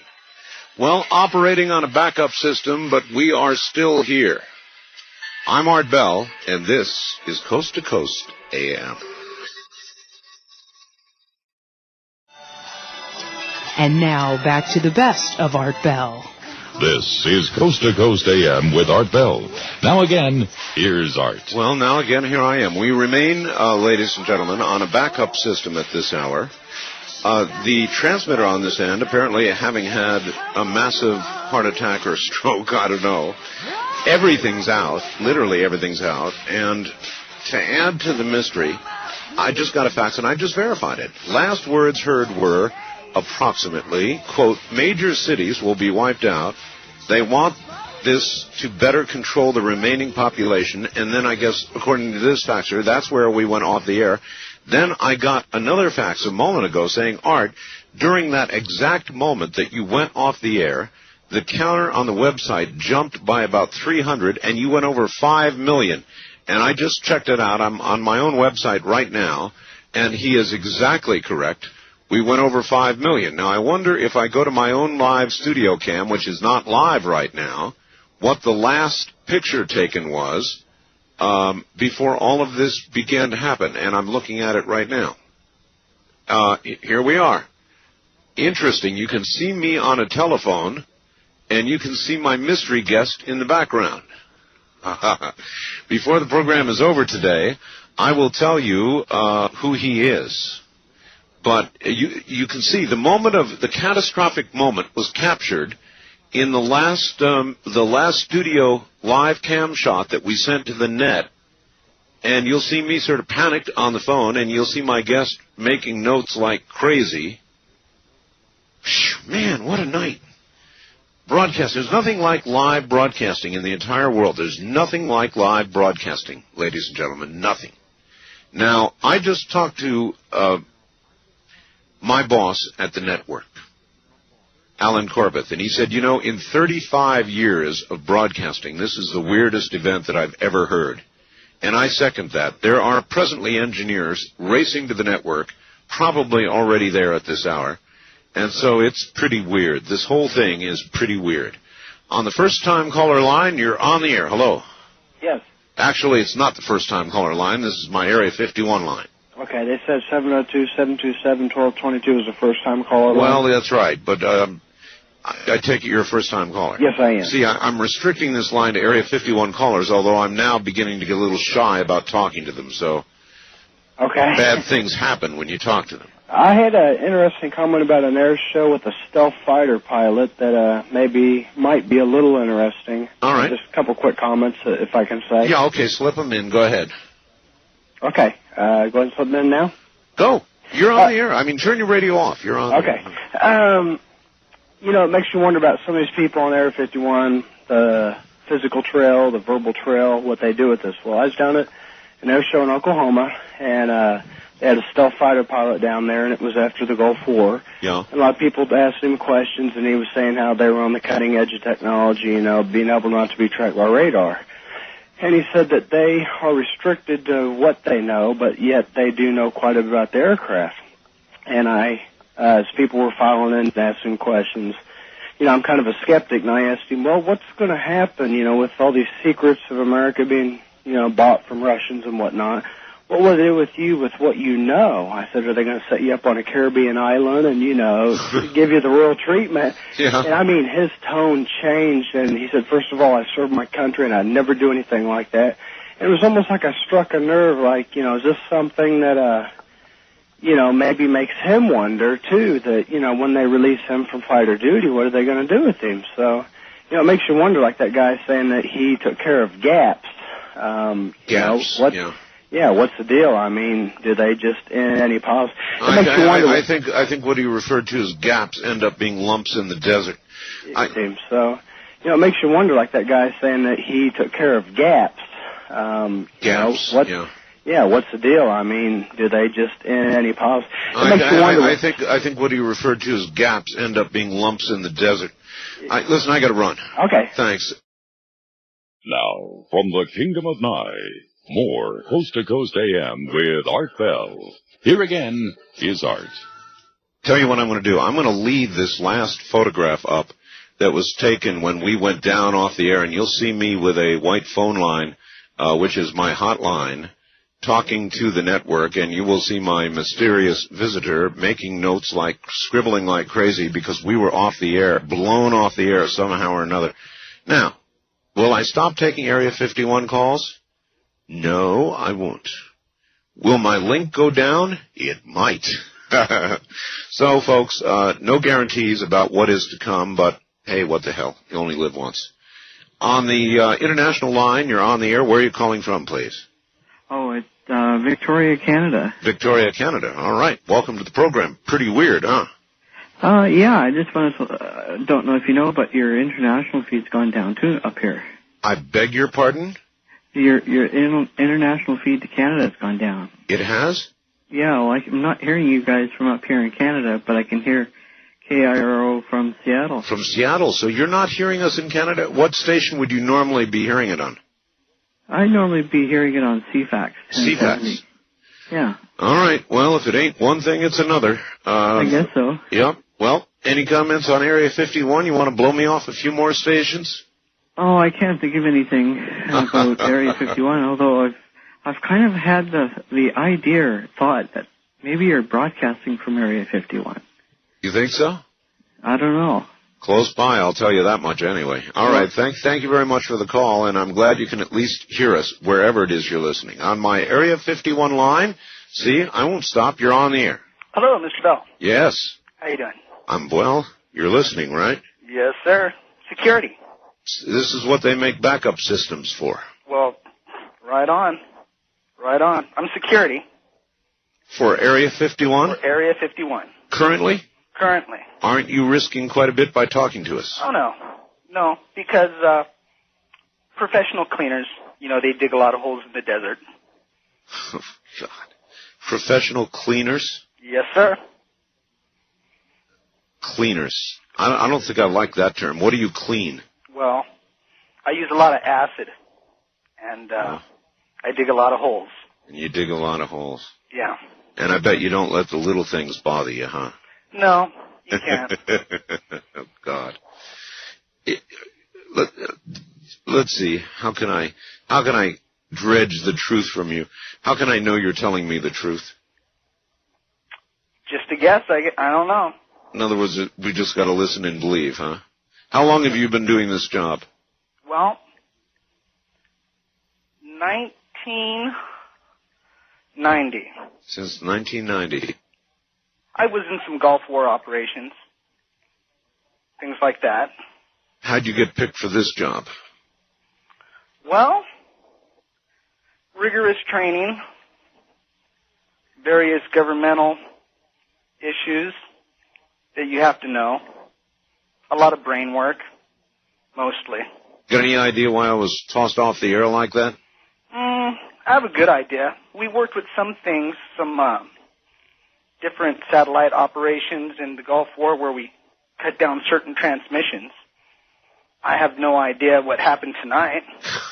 I wouldn't want to say what happened tonight, but I don't think the caller will be calling back, although I had nothing to do with that. You're the second one to say that. Well, something's been done. Obviously. Something's been done, and things will continue to happen for national security. I mean, people need to know certain things on a need-to-know basis. And otherwise they don't need to know them, huh? Yes. Yes, sir. Yes, sir. All right. I appreciate the call. So there you go, see? It is true that, and my boss, believe me, is not given to conspiratorial thought.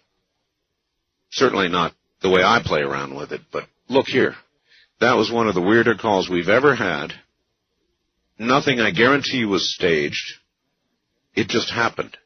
And I have never seen, in all the years I've been broadcasting, the kind of massive failure that we've got right now. I still have no idea, by the way, what's occurred.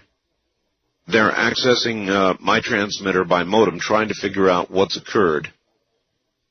And we'll let you know, but I've never seen this kind of massive failure ever. And as you well know, we've been broadcasting in this manner for years and years and years and years, reliably. Save one time when a rat threw wire through, but it's not that this time. East of the Rockies, you're on the air. Good morning, Art. Good morning to you. My first name only is Gary. I'm calling you from a cell phone in southeast Missouri. Okay. And I was going to say I missed the part where you were off the air, but I had a question for you. It doesn't deal with Area 51.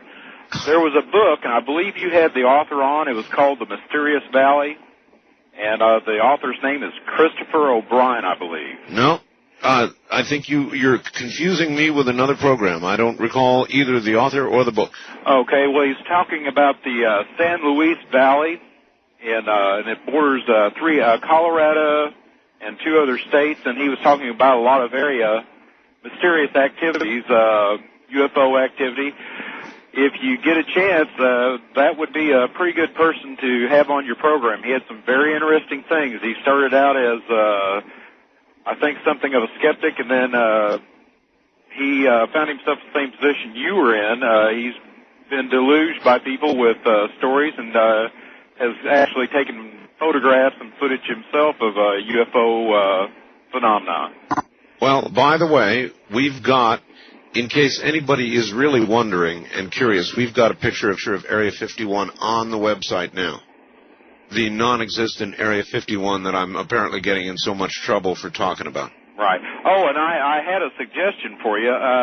The gentleman that asked about what color was the door, how you paid for your lunch, one way you might want to verify that is get somebody that you think would be credible, maybe this Bob Lazar. Yep.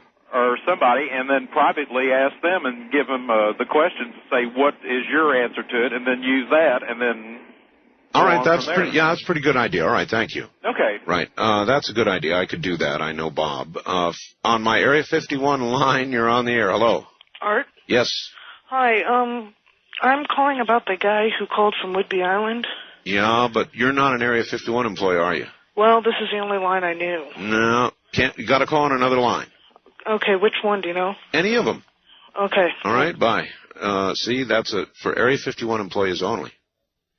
Or retired Area 51 employees who would be more likely to talk in my estimation. On my Area 51 line, you're on the air. Hey there, let me turn down my radio here. All right, please. Okay, let me just say something about that. Are you an Area 51 employee? not currently, no. Were you? Yes, I was. All right. But I only will stay on the line for 45 seconds. All right, then go. Did you hear a distinctive sound? You wouldn't have, but I want you to ask your listeners. There was silence, and then there was a distinctive voice. Didn't sound like yours. It sounded something like I heard connect very faintly, and then nothing. But you don't have that on tape, do you? Oh God, I wish I did. I usually tape a lot of your shows because I don't get to hear them. And tonight was one of the very rare nights that I didn't. But I'm going to hang up now. All right, you're exactly right. 45 seconds on the nose. East of the Rockies, you're on the air. Good morning. Hello. Hello. Bill. Yes. This is Steve in Greenville, South Carolina. Yes, sir. The caller that came on, the guy that was pretty scared. Yeah. He came on, and he was kind of ranting and raving about how scared he was, and he said something about they're going to triangulate pretty quickly. Yes. Then he was tore up and almost crying. I thought it was going to be a crank call because I thought at any time it was just going to be a crank call. No. Until he said something about natural disasters that are going to happen. They know all about it, and then they're going to, destroy it. They want the cities destroyed to make the people more controllable. Okay, and that's when he cut off. That's when he cut off. Yeah, I got that in the facts. And then there was what this guy just said. Some other, you were off the air for just a second or two. Yeah. And then another sound in the background. I couldn't tell if it was him yelling or disconnect or whatever. And then you were. You heard that too? I heard something. It faded back in. And I couldn't. I'm in my car right now calling you. I've been trying to call to tell you exactly what I heard. And because I focused, it was so weird.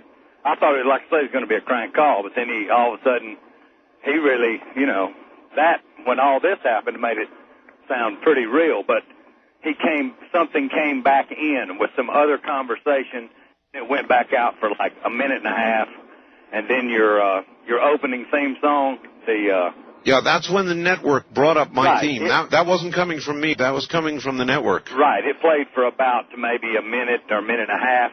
And then all of a sudden Mark Furman's talking about, here's a couple of plants for home growth and, the show you did the other night. Well, here's the weird thing. The moment they told me I was off the air, I turned and started monitoring my own network. Right. And it lasted for about a minute or 2 minutes, I would say. Right. And then it went like that, and I lost the network here. Yeah. And I was listening to this guy talk, and I said, I've got to call because there was a lot of things this guy was saying that weren't, he was just kind of scared. And but I remember him saying, I can't talk too long because they'll triangulate on this pretty quick. You remember that? Yes, I do. And and then he was like ranting and raving and back to and I thought he said like natural or disaster. He did. He said something about natural disasters. It was, man, Art, you got an awesome show. That's all I can say. Yeah, thanks. We enjoy it out here. I just hope I can keep doing it. Yeah, and you're getting burbles. I guess that's from your backup system. Yeah, that's correct. I've got a guess on I'm in my car, so I can't see a computer. It's not fair to us not to know who your special guest is. No. Well, that was my guess. Good guess. All right. I'll tell you what I'll do. I'll tell you now. Because I know that some of you will go to morning shows on the East Coast. My special guest is? Name? Mark? Ehrman. Not Mark Furman. Mark Ehrman. And he is here making notes like crazy and watching this crazy night occur to us. And he is here from Penthouse Magazine. So Penthouse is going to do a story. They got a hell of a story now, huh? So what you will see in the background is me. If you look at the studio cam, I bet people are going up there like crazy right now. You will see me just after the failure has occurred, and you'll see Mark Ehrman from Penthouse Magazine making notes like crazy. So there you are, folks. I didn't want to hang people up. I just thought and by the way, everybody's guessed everybody from my son to, I've got a whole stack of faxes here guessing that he was everybody but who he is. West of the Rockies, you're on the air. Hello. Going once. Going twice, gone. East of the Rockies, you're on the air. Good morning. Hello. Hi. In remote viewing, I discovered there's a huge alien base centered about east of you, and it could have tentacles that reach all the way to Washington State. And I just want to say that I think by reviving our spiritual life is the only protection we have, because the technology and military systems are far outweigh our own, and there's just no other way but to put icons in your home to pray and revive your own religious and spiritual life. That's it, huh? That's the way it looks to me. So I picked up a few of the CIA books and started honing in on my own remote viewing capacities. And you discovered all this? I saw that just the other day. So it could be psycho-mental material. It's hard to say. That's a new one on me, a new word, psycho-mental. Yeah, psycho-mental material. And we're dealing with kind of a reptoid race, Greys, and Draconians.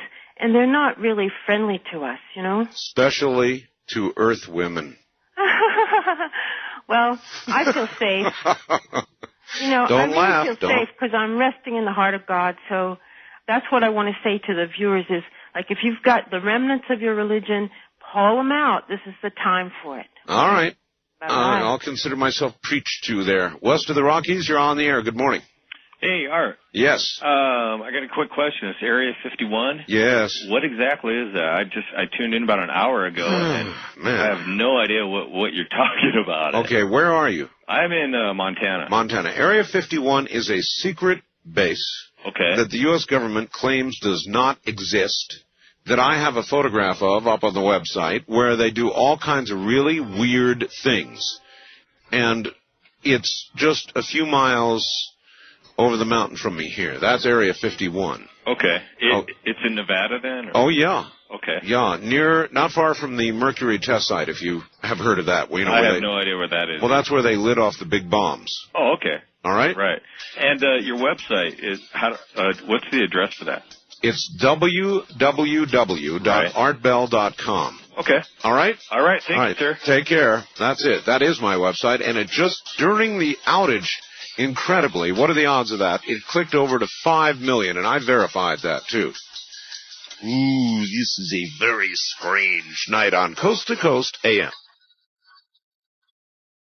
This is an encore presentation of Coast to Coast AM with Art Bell. This is Coast to Coast AM with Art Bell. Well, it just gets stranger and stranger.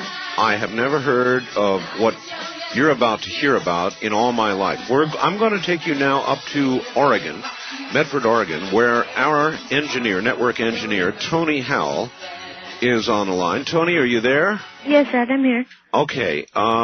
Tony, you just got off the telephone with General Electric in New Jersey, I guess, correct? Correct, GE Americom. GE Americom in New Jersey. When I went off the air, what happened? Well, the story goes that the satellite that you transmit on, GE1, seems to have lost its Earth sensor lock. Its Earth sensor lock. Correct, meaning that it lost its orientation in the sky just slightly and started a kind of a shift. So many of the frequencies, KU and C, actually started to phase out. And what happened to your frequency? So in other words, it would not just have been me. It would have been everybody on the satellite I'm using, which would have been quite a considerable number of broadcast facilities, wouldn't it? Well, even wilder than that. It was 50 channels. 50 channels? 50 channels on GE1,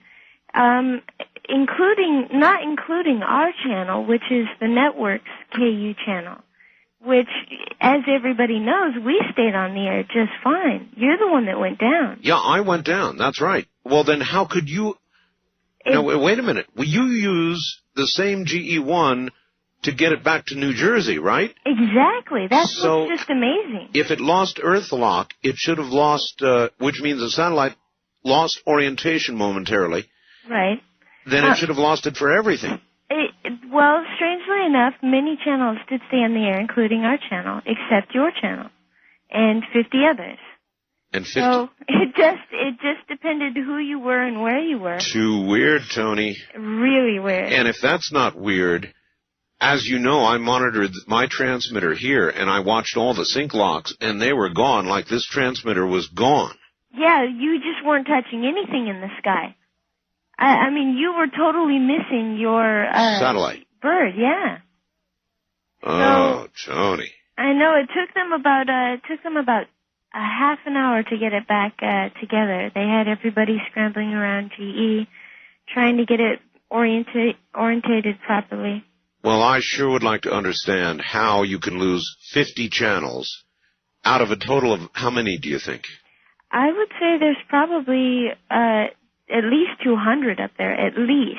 So then a quarter of the channels were lost because it lost its look at Earth. You know what? I almost don't believe that. I mean, I guess I've got to accept the explanation. Well, you know yourself that with all the weather changes going on, things are just terribly weird around here. Weird is the word for it. If for some reason it was supposed to be looking and getting its power solarly from the sun and looking at it in a specific spot and not finding it there, it could have lost its sync. Oh, so maybe just one of the panels supplying, say, a quarter of the spacecraft lost it. Yeah. Of course, GE, it's still early in the game. GE's not quite certain, but that's how it's looking. Well, Tony, it's the damnedest thing I've ever seen in my whole life. Yeah, you got me. All right, well, I do have you, and I'm glad to have you, and I'm sure glad you gave us all that information. And now I'm more curious than ever. Well, just so you know, GE is supposed to publish a public report on what happened. So you will get some kind of information out of it. I wonder if we'll get the real thing. It'll be interesting to see. It was did you hear you probably didn't hear the moment that it failed. I actually did, and I've just re-listened to it, and you can hear it slightly lose lock when the caller was talking at the end of his conversation. All right. Tony, bless your heart, I thank you for coming on the air and telling us about this. I still don't fully understand nor believe. I guess we'll see the written report. Thank you, Tony. Thank you, Art. That's Tony Howell at our network in Oregon. So my transmitter didn't blow up, even though it acted like it blew up, because it lost everything. My transmitter lost everything. And the network, using the same satellite to transfer it to New Jersey, did not lose it. But it wasn't because of anything that happened here. It was because the satellite itself, they say, lost Earth, the link to Earth, didn't know where Earth was anymore, or at least a portion of it, and took about a quarter of the totality of the channels, 250, off the air. Now, is that weird or what? All right, what I'm going to do is I'm going to do my little commercial set here, and then I want the folks at the network to back it up at least 2 minutes or more before failure, and I want to replay that, and I want to hear it myself. So I'm going to be listening to it down here. So if the network would please prepare to do that. On my Area 51 line, you're on the air. Hello. Hello, Art. Yes. Hi. I don't have a whole lot of time. Well, look, let's begin by finding out whether you're using this line properly or not. Area 51. Yeah, that's right. Were you an employee or are you now? A former employee. Former employee. I was let go on a medical discharge about a week ago, and I've kind of been running across the country. Oh man, I don't know where to start. They're gonna they'll triangulate on this position really, really soon. So you can't spend a lot of time on the phone. So give us something quick. Okay. Okay. What we're thinking of as aliens are they're extra dimensional beings that an earlier precursor of the space program made contact with. They are not what they claim to be. They have infiltrated a lot of aspects of the military establishment, particularly the Area 51. The disasters that are coming, the military, the government knows about them, and there's a lot of safe areas in this world that they could begin moving the population to now, Art. But they're not doing anything. They are not. They want the major population centers wiped out so that the few that are left will be more easily controllable. That was it. That's where it cut off. Wow. All right, now I've heard it. I thank you, folks. I was unable to hear that myself until just now. Whew. Weird stuff. In all my life, I went in the other room, and I looked at the uplink transmitter, and it was like it was dead as a doornail. I mean, everything was there was no sync light, there was no anything. Every indicator on the transmitter said it was dead as a doornail. And in fact, it was not dead. The satellite in space that it was looking at was dead. Or only, to be more specific, one portion of that satellite in space was dead.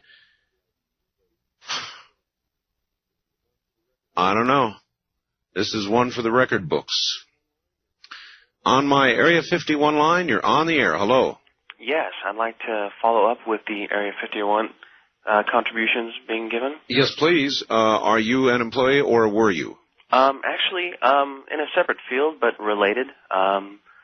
Within the Nevada state, we have several air traffic dispatches that handle a lot of, the bank's work when they fly in case of a national disaster. Yep.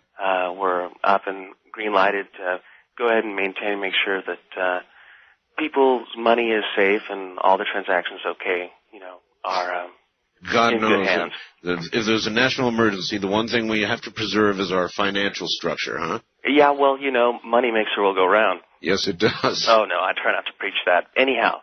Well, it really is true, though.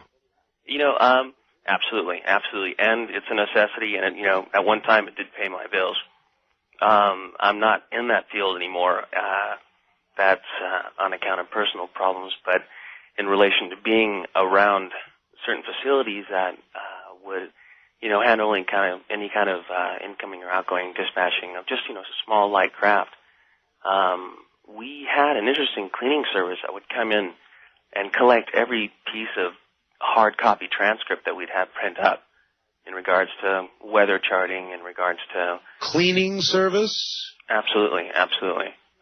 They'd come in and they'd go ahead and take and make sure that any kind of trash that we had or any kind of hard copy of any kind of weather reporting or any kind of basic, satellite. We have a national weather service which provides us with reasonable anticipations of what precipitation might be like at certain altitudes that our pilots that are coming in are available. Okay, that makes sense. Safely. Anyhow, all of that had to be confiscated, and we weren't allowed to hold on to any records, which proved really interesting because it was pretty tight security for just working on these small aircraft flying back and forth. Uh-huh. But those cleaning guys didn't mess around. They were pretty serious about their business. I had a fellow a little while ago who called himself a cleaner, so I take it you bought that as serious. Well, it rang a muted bell, and that's why I decided I'd contribute. But I was going to call you on the first-time caller thing, and then when he mentioned the cleaner thing, yep, it rang a bell. Anyhow, would you think? May I please ask a question? Shoot. I know that you may not be able to answer this, but wild as this may sound, it does now appear that the satellite that I'm using suddenly lost Earth track. or at least a portion of the satellite I'm using, which is even stranger, lost Earth track during a very critical call, as you heard. You know, that's really rare. That is such an infrequent happening. Infrequent? I've never in all my broadcast career heard of it occurring. Ever. Ever. And I've been in this business for 30 years now. Absolutely. And considering the kind of money that's involved, it really surprises me that, something like this. So my question is, could somebody have deliberately caused what occurred? How hard can it be? Someone's at the controls. I appreciate your call. Thank you. Absolutely. God bless. Take care. Well, there you are. Wildcard line, you're on the air. Hi. Thank you. Turn your radio off, please. Turn your radio off, George. Very important. I know the other off. person probably wants to listen, but it won't work. You got to have that off. Yeah. All right. This is Nancy in Palm Springs. Hi, Nancy. I'm a 10-year listener, first-time caller. All right. All right. Last week, a gentleman called, I believe, from Lakewood, California. He was trying to get a copy of Penthouse magazine for September. And I just wanted to say that on September 1st, I went to 3 or 4 places trying to get it. And the man where I finally found a copy said he had been told to pull them all and send them back. You know what? I've heard this from I don't know how many different callers and faxers that the September issue of Penthouse got pulled back. I've got a Penthouse person sitting right next to me. That's what I understood. And the thing is that I said, well, I didn't want the October issue. I wanted the one that had that cancer article in it. Right. And he said, well, I'll tell you what, I was told to pull them, but they're still sitting in the back room. If you want to wait a minute, I'll go get you one of them, which he did. And I bought it and left and was very grateful because they were told to pull them and send them back.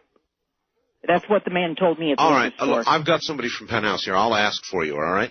Sure. All right, thanks. I've had a bunch of people tell me that. Is there anything to that at all? You are if you get closer. Have you heard that yourself? Tomorrow. All right. That'd be cool. Thanks. I've heard that from a number of people that issue was somehow recalled or called back. I don't know what the deal is, but there was a big article by Kathy Keaton, Bob Guccione's wife, about her cancer treatment. Of course, we had Bob Guccione on, and then we had Kathy Keaton on, and I got, a good dozen reports. That magazine had been called back. Curious. Very curious. On a curious night. West of the Rockies, you're on the air. Hi. Hi, Art. Hello. I just wanted to say a couple things about the fellow who called and was so scared. Yes. It's often hard to tell who's telling the truth and who's not telling the truth. But I was talking myself out of believing that he was for real. Yep. Because he was sort of too scary. Yep. But going back to, I get certain physical sensations when I know I'm hearing the truth. And that guy was for real. Well, I believe he was. I think you have a couple of callers tonight who were absolutely for real. Me too. I say it again. I've been broadcasting for 30 years. And in 30 years, I have never seen what happened happen. In 30 years, I never have had a call quite like the one that I had when this occurred. Mm-hmm. Well, I remember Jimmy Joe Bob or whatever. Jimmy Joe Bob, that was weird. Yeah. Yeah, that was weird. But it was not quite as weird in its own way as this one. For sure. And I also want to say a couple other things, and it's that I wouldn't personally believe General Electric and what they were telling me about what happened with the satellite. No. Wouldn't necessarily. And also, I think that national security is unnecessary. I think that there really and truly is no such thing as national security. I think it's always been breached. I think that whoever's supposedly the enemy, that we all know each other's so-called secrets. You know what I worry about now? That I'm the enemy. Oh yeah, well, exactly. And we are the enemy, for talking about it out loud. You might be exactly right. I got to go on. We're at a break point here, bottom of the hour. That's a horrid thing to contemplate, isn't it? That we, or even that I, might be the enemy. This is Coast to Coast AM. Let's go to our international line and say good morning. Good morning.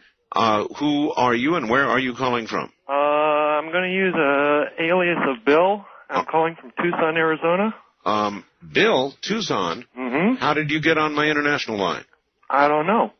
I don't know. I called the 1702 number. Oh, you did, huh? Mm-hmm. All right. Well, anyway, why are you using an alias? There must be a reason for that. I used to work for Hughes Aircraft as maintenance mechanic, maintenance engineering. Aha.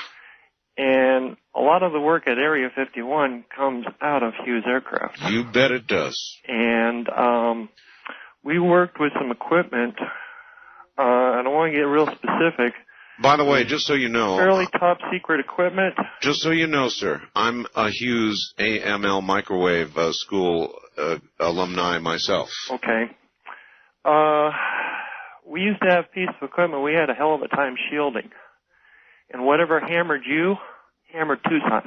Hammered Tucson? It hammered Tucson, Arizona. How so? I was sitting here working on my computer listening to the radio, and at exactly 10, maybe 15 seconds before you lost your signal, yes? I lost every bit of data on my computer. You're kidding. My hard drive is fine, but every bit of data on it's gone. That implies an EMP pulse. Uh-huh. You know what? Well, there's more. Well, let me suggest something to you. Hold on, slow down. Did you know that our Defense Department requested permission to zap a satellite in orbit with a laser? Did you know that? Yes, I did. That's news that's been breaking over the last few days, and that just came back to me now. Now, you got hit with an EMP pulse. I would be willing to bet, because what I was telling you about this piece of equipment, we had a hell of a time shielding. If I didn't keep my watch in my locker, it would wipe my watch, too. I got a digital watch. Yeah? I went and checked my watch. It's wiped. It's blank. It's reading 12 midnight, flashing. Just as if I would change the battery. Whatever hits your transmitter, I have to tend to believe we've got a lot of cloud cover down here right now. Yeah? I think we got a cloud bounce out of it, and it hammered Tucson. Okay. I appreciate the call. I'm sorry you lost everything on your drive. I've got it backed up on disk. That's no big deal, but I'm just letting you know I've seen what EMP can do. Well, I just got handed a fax from Buzz in California. It says, Art, don't know if you heard the comment, the caller who claimed to be a gap fixer, but he said that you were pulsed. Uh-huh. And you agree? Uh-huh. I didn't hear the comment, but I can certainly concur that you got pulsed. I believe the validity of that one call, I believe it was absolutely valid. I appreciate your call. Okay. Thank you. Well, there's a bunch of people saying it then. I'm in a very strange business, you know it?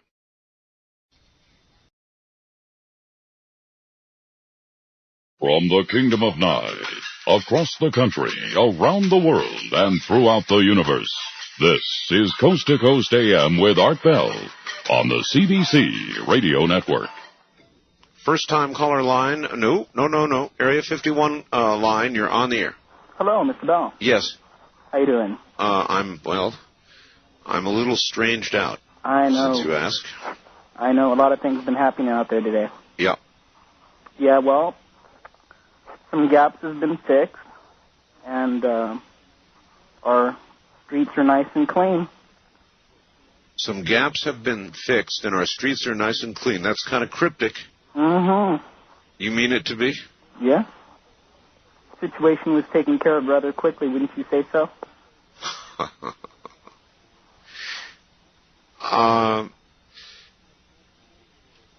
How do you know what you know? I'm a current Area 51 employee, and we've handled the problem. You know what? I'm beginning to believe, You're really an Area 51 employee? Yes, sir. Are you not afraid of retribution for making this call? No, because we're security, and that's why Area 51 exists, is for our security. Yeah, you're right about that. And just situations have been claimed, tonight especially. Okay, thank you very much. You know, I'm not sure I want to pick up that line anymore. I believe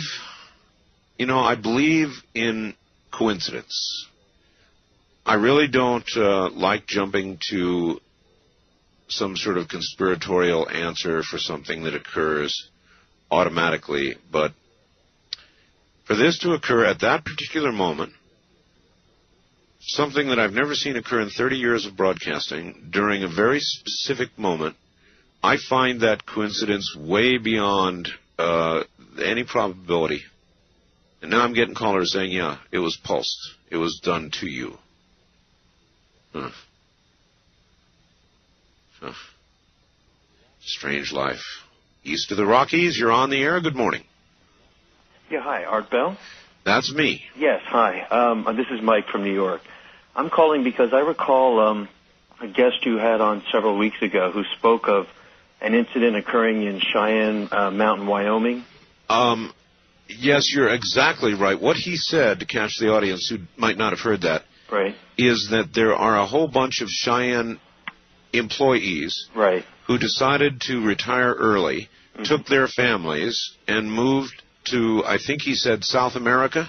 Right, South America. And I guess it was Stan Deo from Australia who had some connection with a retired chaplain in the Army who had spoken to some of these people as they were passing through. Yep, that's exactly right. And we had a number of people verify that. Now, that's scary as hell, because why would employees in Cheyenne Mountain suddenly decide to take their families and every friend they could convince and leave? Right, and on a moment's notice, with the idea that they were exposed to, it's at least the impression I got, that they had access to information as it was fed into Cheyenne, Wyoming, that they saw something that scared them and prompted them to leave very quickly. And I'm wondering possibly if that's connected to what this caller was, this man who was frightened earlier was referring to in respect to some impending disaster or disaster. Yeah, for a second, just forget about the fact that I seemed to be blown off the air. I mean, I've never seen it. Forget about that, and just go back to the content of the call as much as you heard.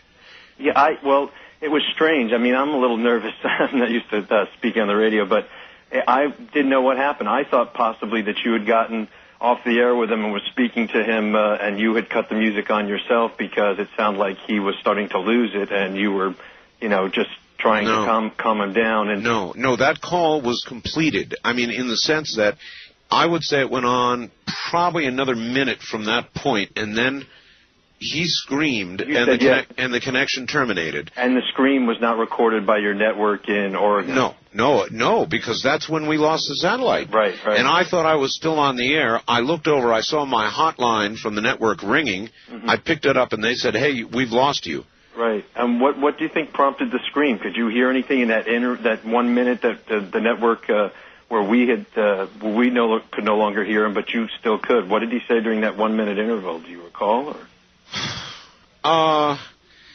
That would be interesting. It was kind of like he realized that he had been on too long. I'm sort of paraphrasing the last minute because it was a very confused time. But I had the sense that he felt that he had been on too long, that somebody was on to him or something was about to happen to him, and then at the very end, this is all stuff you didn't hear. Right. It was kind of a scream and a screech and a cutoff, just a click. And did the other man, the mystery or the penthouse guest in your studio, did he get to hear what you heard, or was it just like through your... No, he got to hear what thank God. Yeah, you're right. You know what? Hold on a minute. Okay. Take those headphones off. Take those headphones off. Talk to this caller. Hello?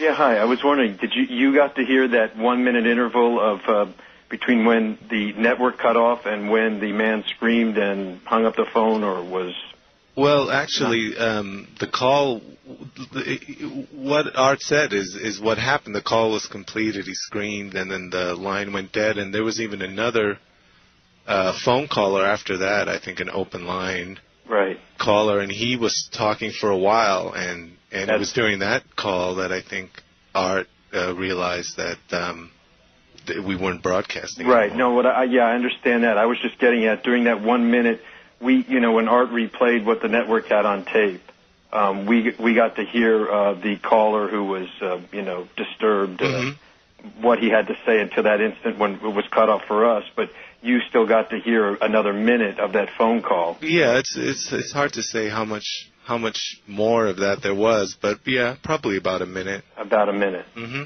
And during that time, you couldn't relay to the audience anything additionally as to what the caller was saying or about disasters or anything else. Did he give anything more specific, or could you hear anything in the background? I mean, was it like, did someone run up to the phone and knock it out of his hand, or, could you tell? Well, I actually had thought it sounded something like that, or the phone dropping. It was hard to tell, and I think it got kind of more and more rambling toward the end, and more disconnected. But okay, yeah.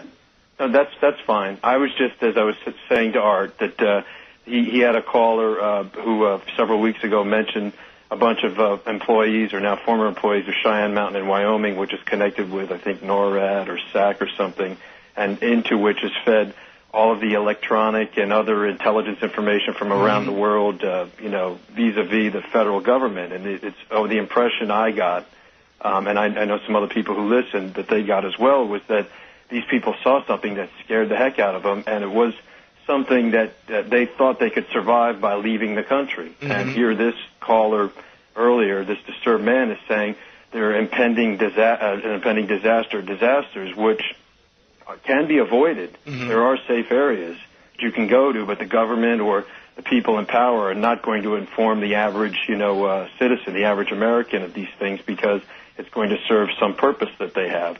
Yet the people in Cheyenne Mountain, Wyoming, who presumably, possibly have access to this same information, saw this stuff. At least this is the conclusion maybe I'm coming to. Not categorically or absolutely, but there is some kind of an overlap here. Possibly saw the same information and decided to get to one of these so-called safe areas. Yeah, well, I recall the show, but I wouldn't know anything more about that. I just figured I'd bring it up as maybe an issue. Maybe someone else can call in, or someone who knows more about this Cheyenne Mountain. Okay, hold on. I'm going to put Art back on. Okay. All right, I'm here again. Yeah, okay. Listen, all right, I heard all that, and I appreciate your call. Okay. And it's worthy, it's noteworthy what you said, the connection you make, and I'll think about that. Yeah, I living in New York, I get your show on the skip from various cities, so I don't get to hear it every night. So maybe I was thinking I missed something in the interim. But no, you heard an interesting show tonight, for sure. Oh, definitely. Your show is great. Thank you. Keep up the good work. Take care. All right. Without a lot of time, west of the Rockies, you're on the air. Hi. All right, you got only 8 minutes more until you close out. Yep. This is Lady of Kinnick. That day you came into Anchorage, was that the day that we had all that thunder and lightning stuff happening down here? Where are you again? Kinnick, Alaska. Kinnick, Alaska. When I came into Anchorage, it was beautiful, beautiful weather for the Inside Passage, for the glaciers and all the rest of it. But when we got to Anchorage, it was pouring. It was. I was going to go up in a Black Hawk helicopter. You remember that thunder and lightning? Yeah. Well, I was sitting across Cook Inlet when I was thinking about you when you was coming in. And what's really, really strange is how many people think you got listening out there across the world? Millions? 1 million. No. I said millions, plural. Millions. Yeah, they estimate 10 to 12 million. Well, you know what, Art? I think you're more prophetic than what you realize. Prophetic? Because Did you say pathetic or prophetic? Prophetic, bad grammar. Yeah. Because you know why? Why? He says that in them days that people are going to leave the faith and give heed to seducing spirits. Yep. And he says it's going to be as it was in the times of Noah when people were laying with strange flesh. And I've heard you talk about people talking about all kinds of weird stuff going down. And you know what, Art? We're really in them days. And you know that red heifer? Yep. This last Passover, it was 18 months old, And this November, it's going to be 2 years old, and they can't use it for temple worship until it's 3 years. That's 1 year from this November. That'd be about the right timing, wouldn't it? Yeah, he's at the door. All right. But you know what, Art? If Teacher Malachi was on the air, there's one thing I would ask him about you. I'd say, you know, you got all these people and stuff, and he'd say, are you hot or are you cold? Because if you're warm, he's going to spew you. All right, thanks. I got to get Malachi back on the air again. I'm feeling the need. East of the Rockies, you're on the air. Hi. Hi, Art. It's Paul in Philadelphia. Hi, Paul. Wow, that's pretty intense. That you got cut off there. I was thinking that if it is a real call, and what happened as a result. Frankly, I don't know which is weirder, the call we had or the story that GE Americom is trying to tell us about what happened. Yes. Well, if it is real, then we should all pray that if he's been cleaned or whatever, that he is in the bosom of a friendly God. And if it's fake, I think we're all relatively intimidated. So I shall choose not to be intimidated. But well, if it's fake, the timing was unbelievable. Yes, and I'm successfully made nervous by it, and I wish you well, and love your show as usual, and that was pretty creepy. Pretty creepy, yes, sir. Thank you very much. Thanks a lot. Take care. It's Paul in Philadelphia. First time caller. Oh no, I'm not even answering that line. Wildcard line, you're on the air. Hello. Yeah, this is John in Sacramento. Hi, John. Turn your radio off, please. Yeah, that's what I'm reaching for. All right. Yeah. Art? Yes. I have an interesting fact for you if I can get it in. All right, go. I'm in Sacramento. Yesterday on the news, they announced there were 3 specially equipped planes that would be leaving McClellan Air Force Base that were going to be traveling to Bosnia that are equipped to shut down broadcast television. I'm aware of that. They're not only going to shut it, they're going to jam it, and they also have the ability to broadcast a replacement signal. No, you're absolutely correct. Yeah, that was very interesting. I just wondered if they might have just left and passed over your station. Done a test on the way? Yeah, kind of, that kind of thing. Who knows? Too weird for me. Yeah, a little strange. I appreciate I had a clip of a video clip of them on the news here in Sacramento. I'm very glad I had this gentleman from Penthouse with me tonight, just as a witness. Yeah. Because nobody else heard the rest of the call. He did. Yeah, it was very unsettling, and all of a sudden we had the detective from L.A. when you came back. Mark Furman, yeah. And I had a detective friend call me. He said, "What's going on?" I says, "I think he's off the air with the guy that was on the phone or something." That's exactly right. I appreciate the call, sir. Thank you. Thank you. Have a good night. You too. West of the Rockies, you're on the air. Hello. Hi, Wally from Honolulu. Hi, Wally. Art, watch out. Courtney, remember Courtney Brown and all that happened? Of course. You know, couldn't it be that you're getting set up like he was? Hey. Now, you got to watch that. Setups can happen anytime, can't they? Yeah. But, because the guy sounded deranged to me. And also, I got a couple of seconds more than you had on that tape. You went in and out a couple of times before you finally went down. Well, listen, this strange night is over. I'm out of time. From the islands, you're going to get the honors this morning, so do it. Fantastic. Do it. From Honolulu, Godspeed to everyone. That's it. Bye. Good night. Good night. That's it, folks. From the high desert. I'll be thinking about this one for a while. James Von Prague tomorrow night, assuming we're here. Good night.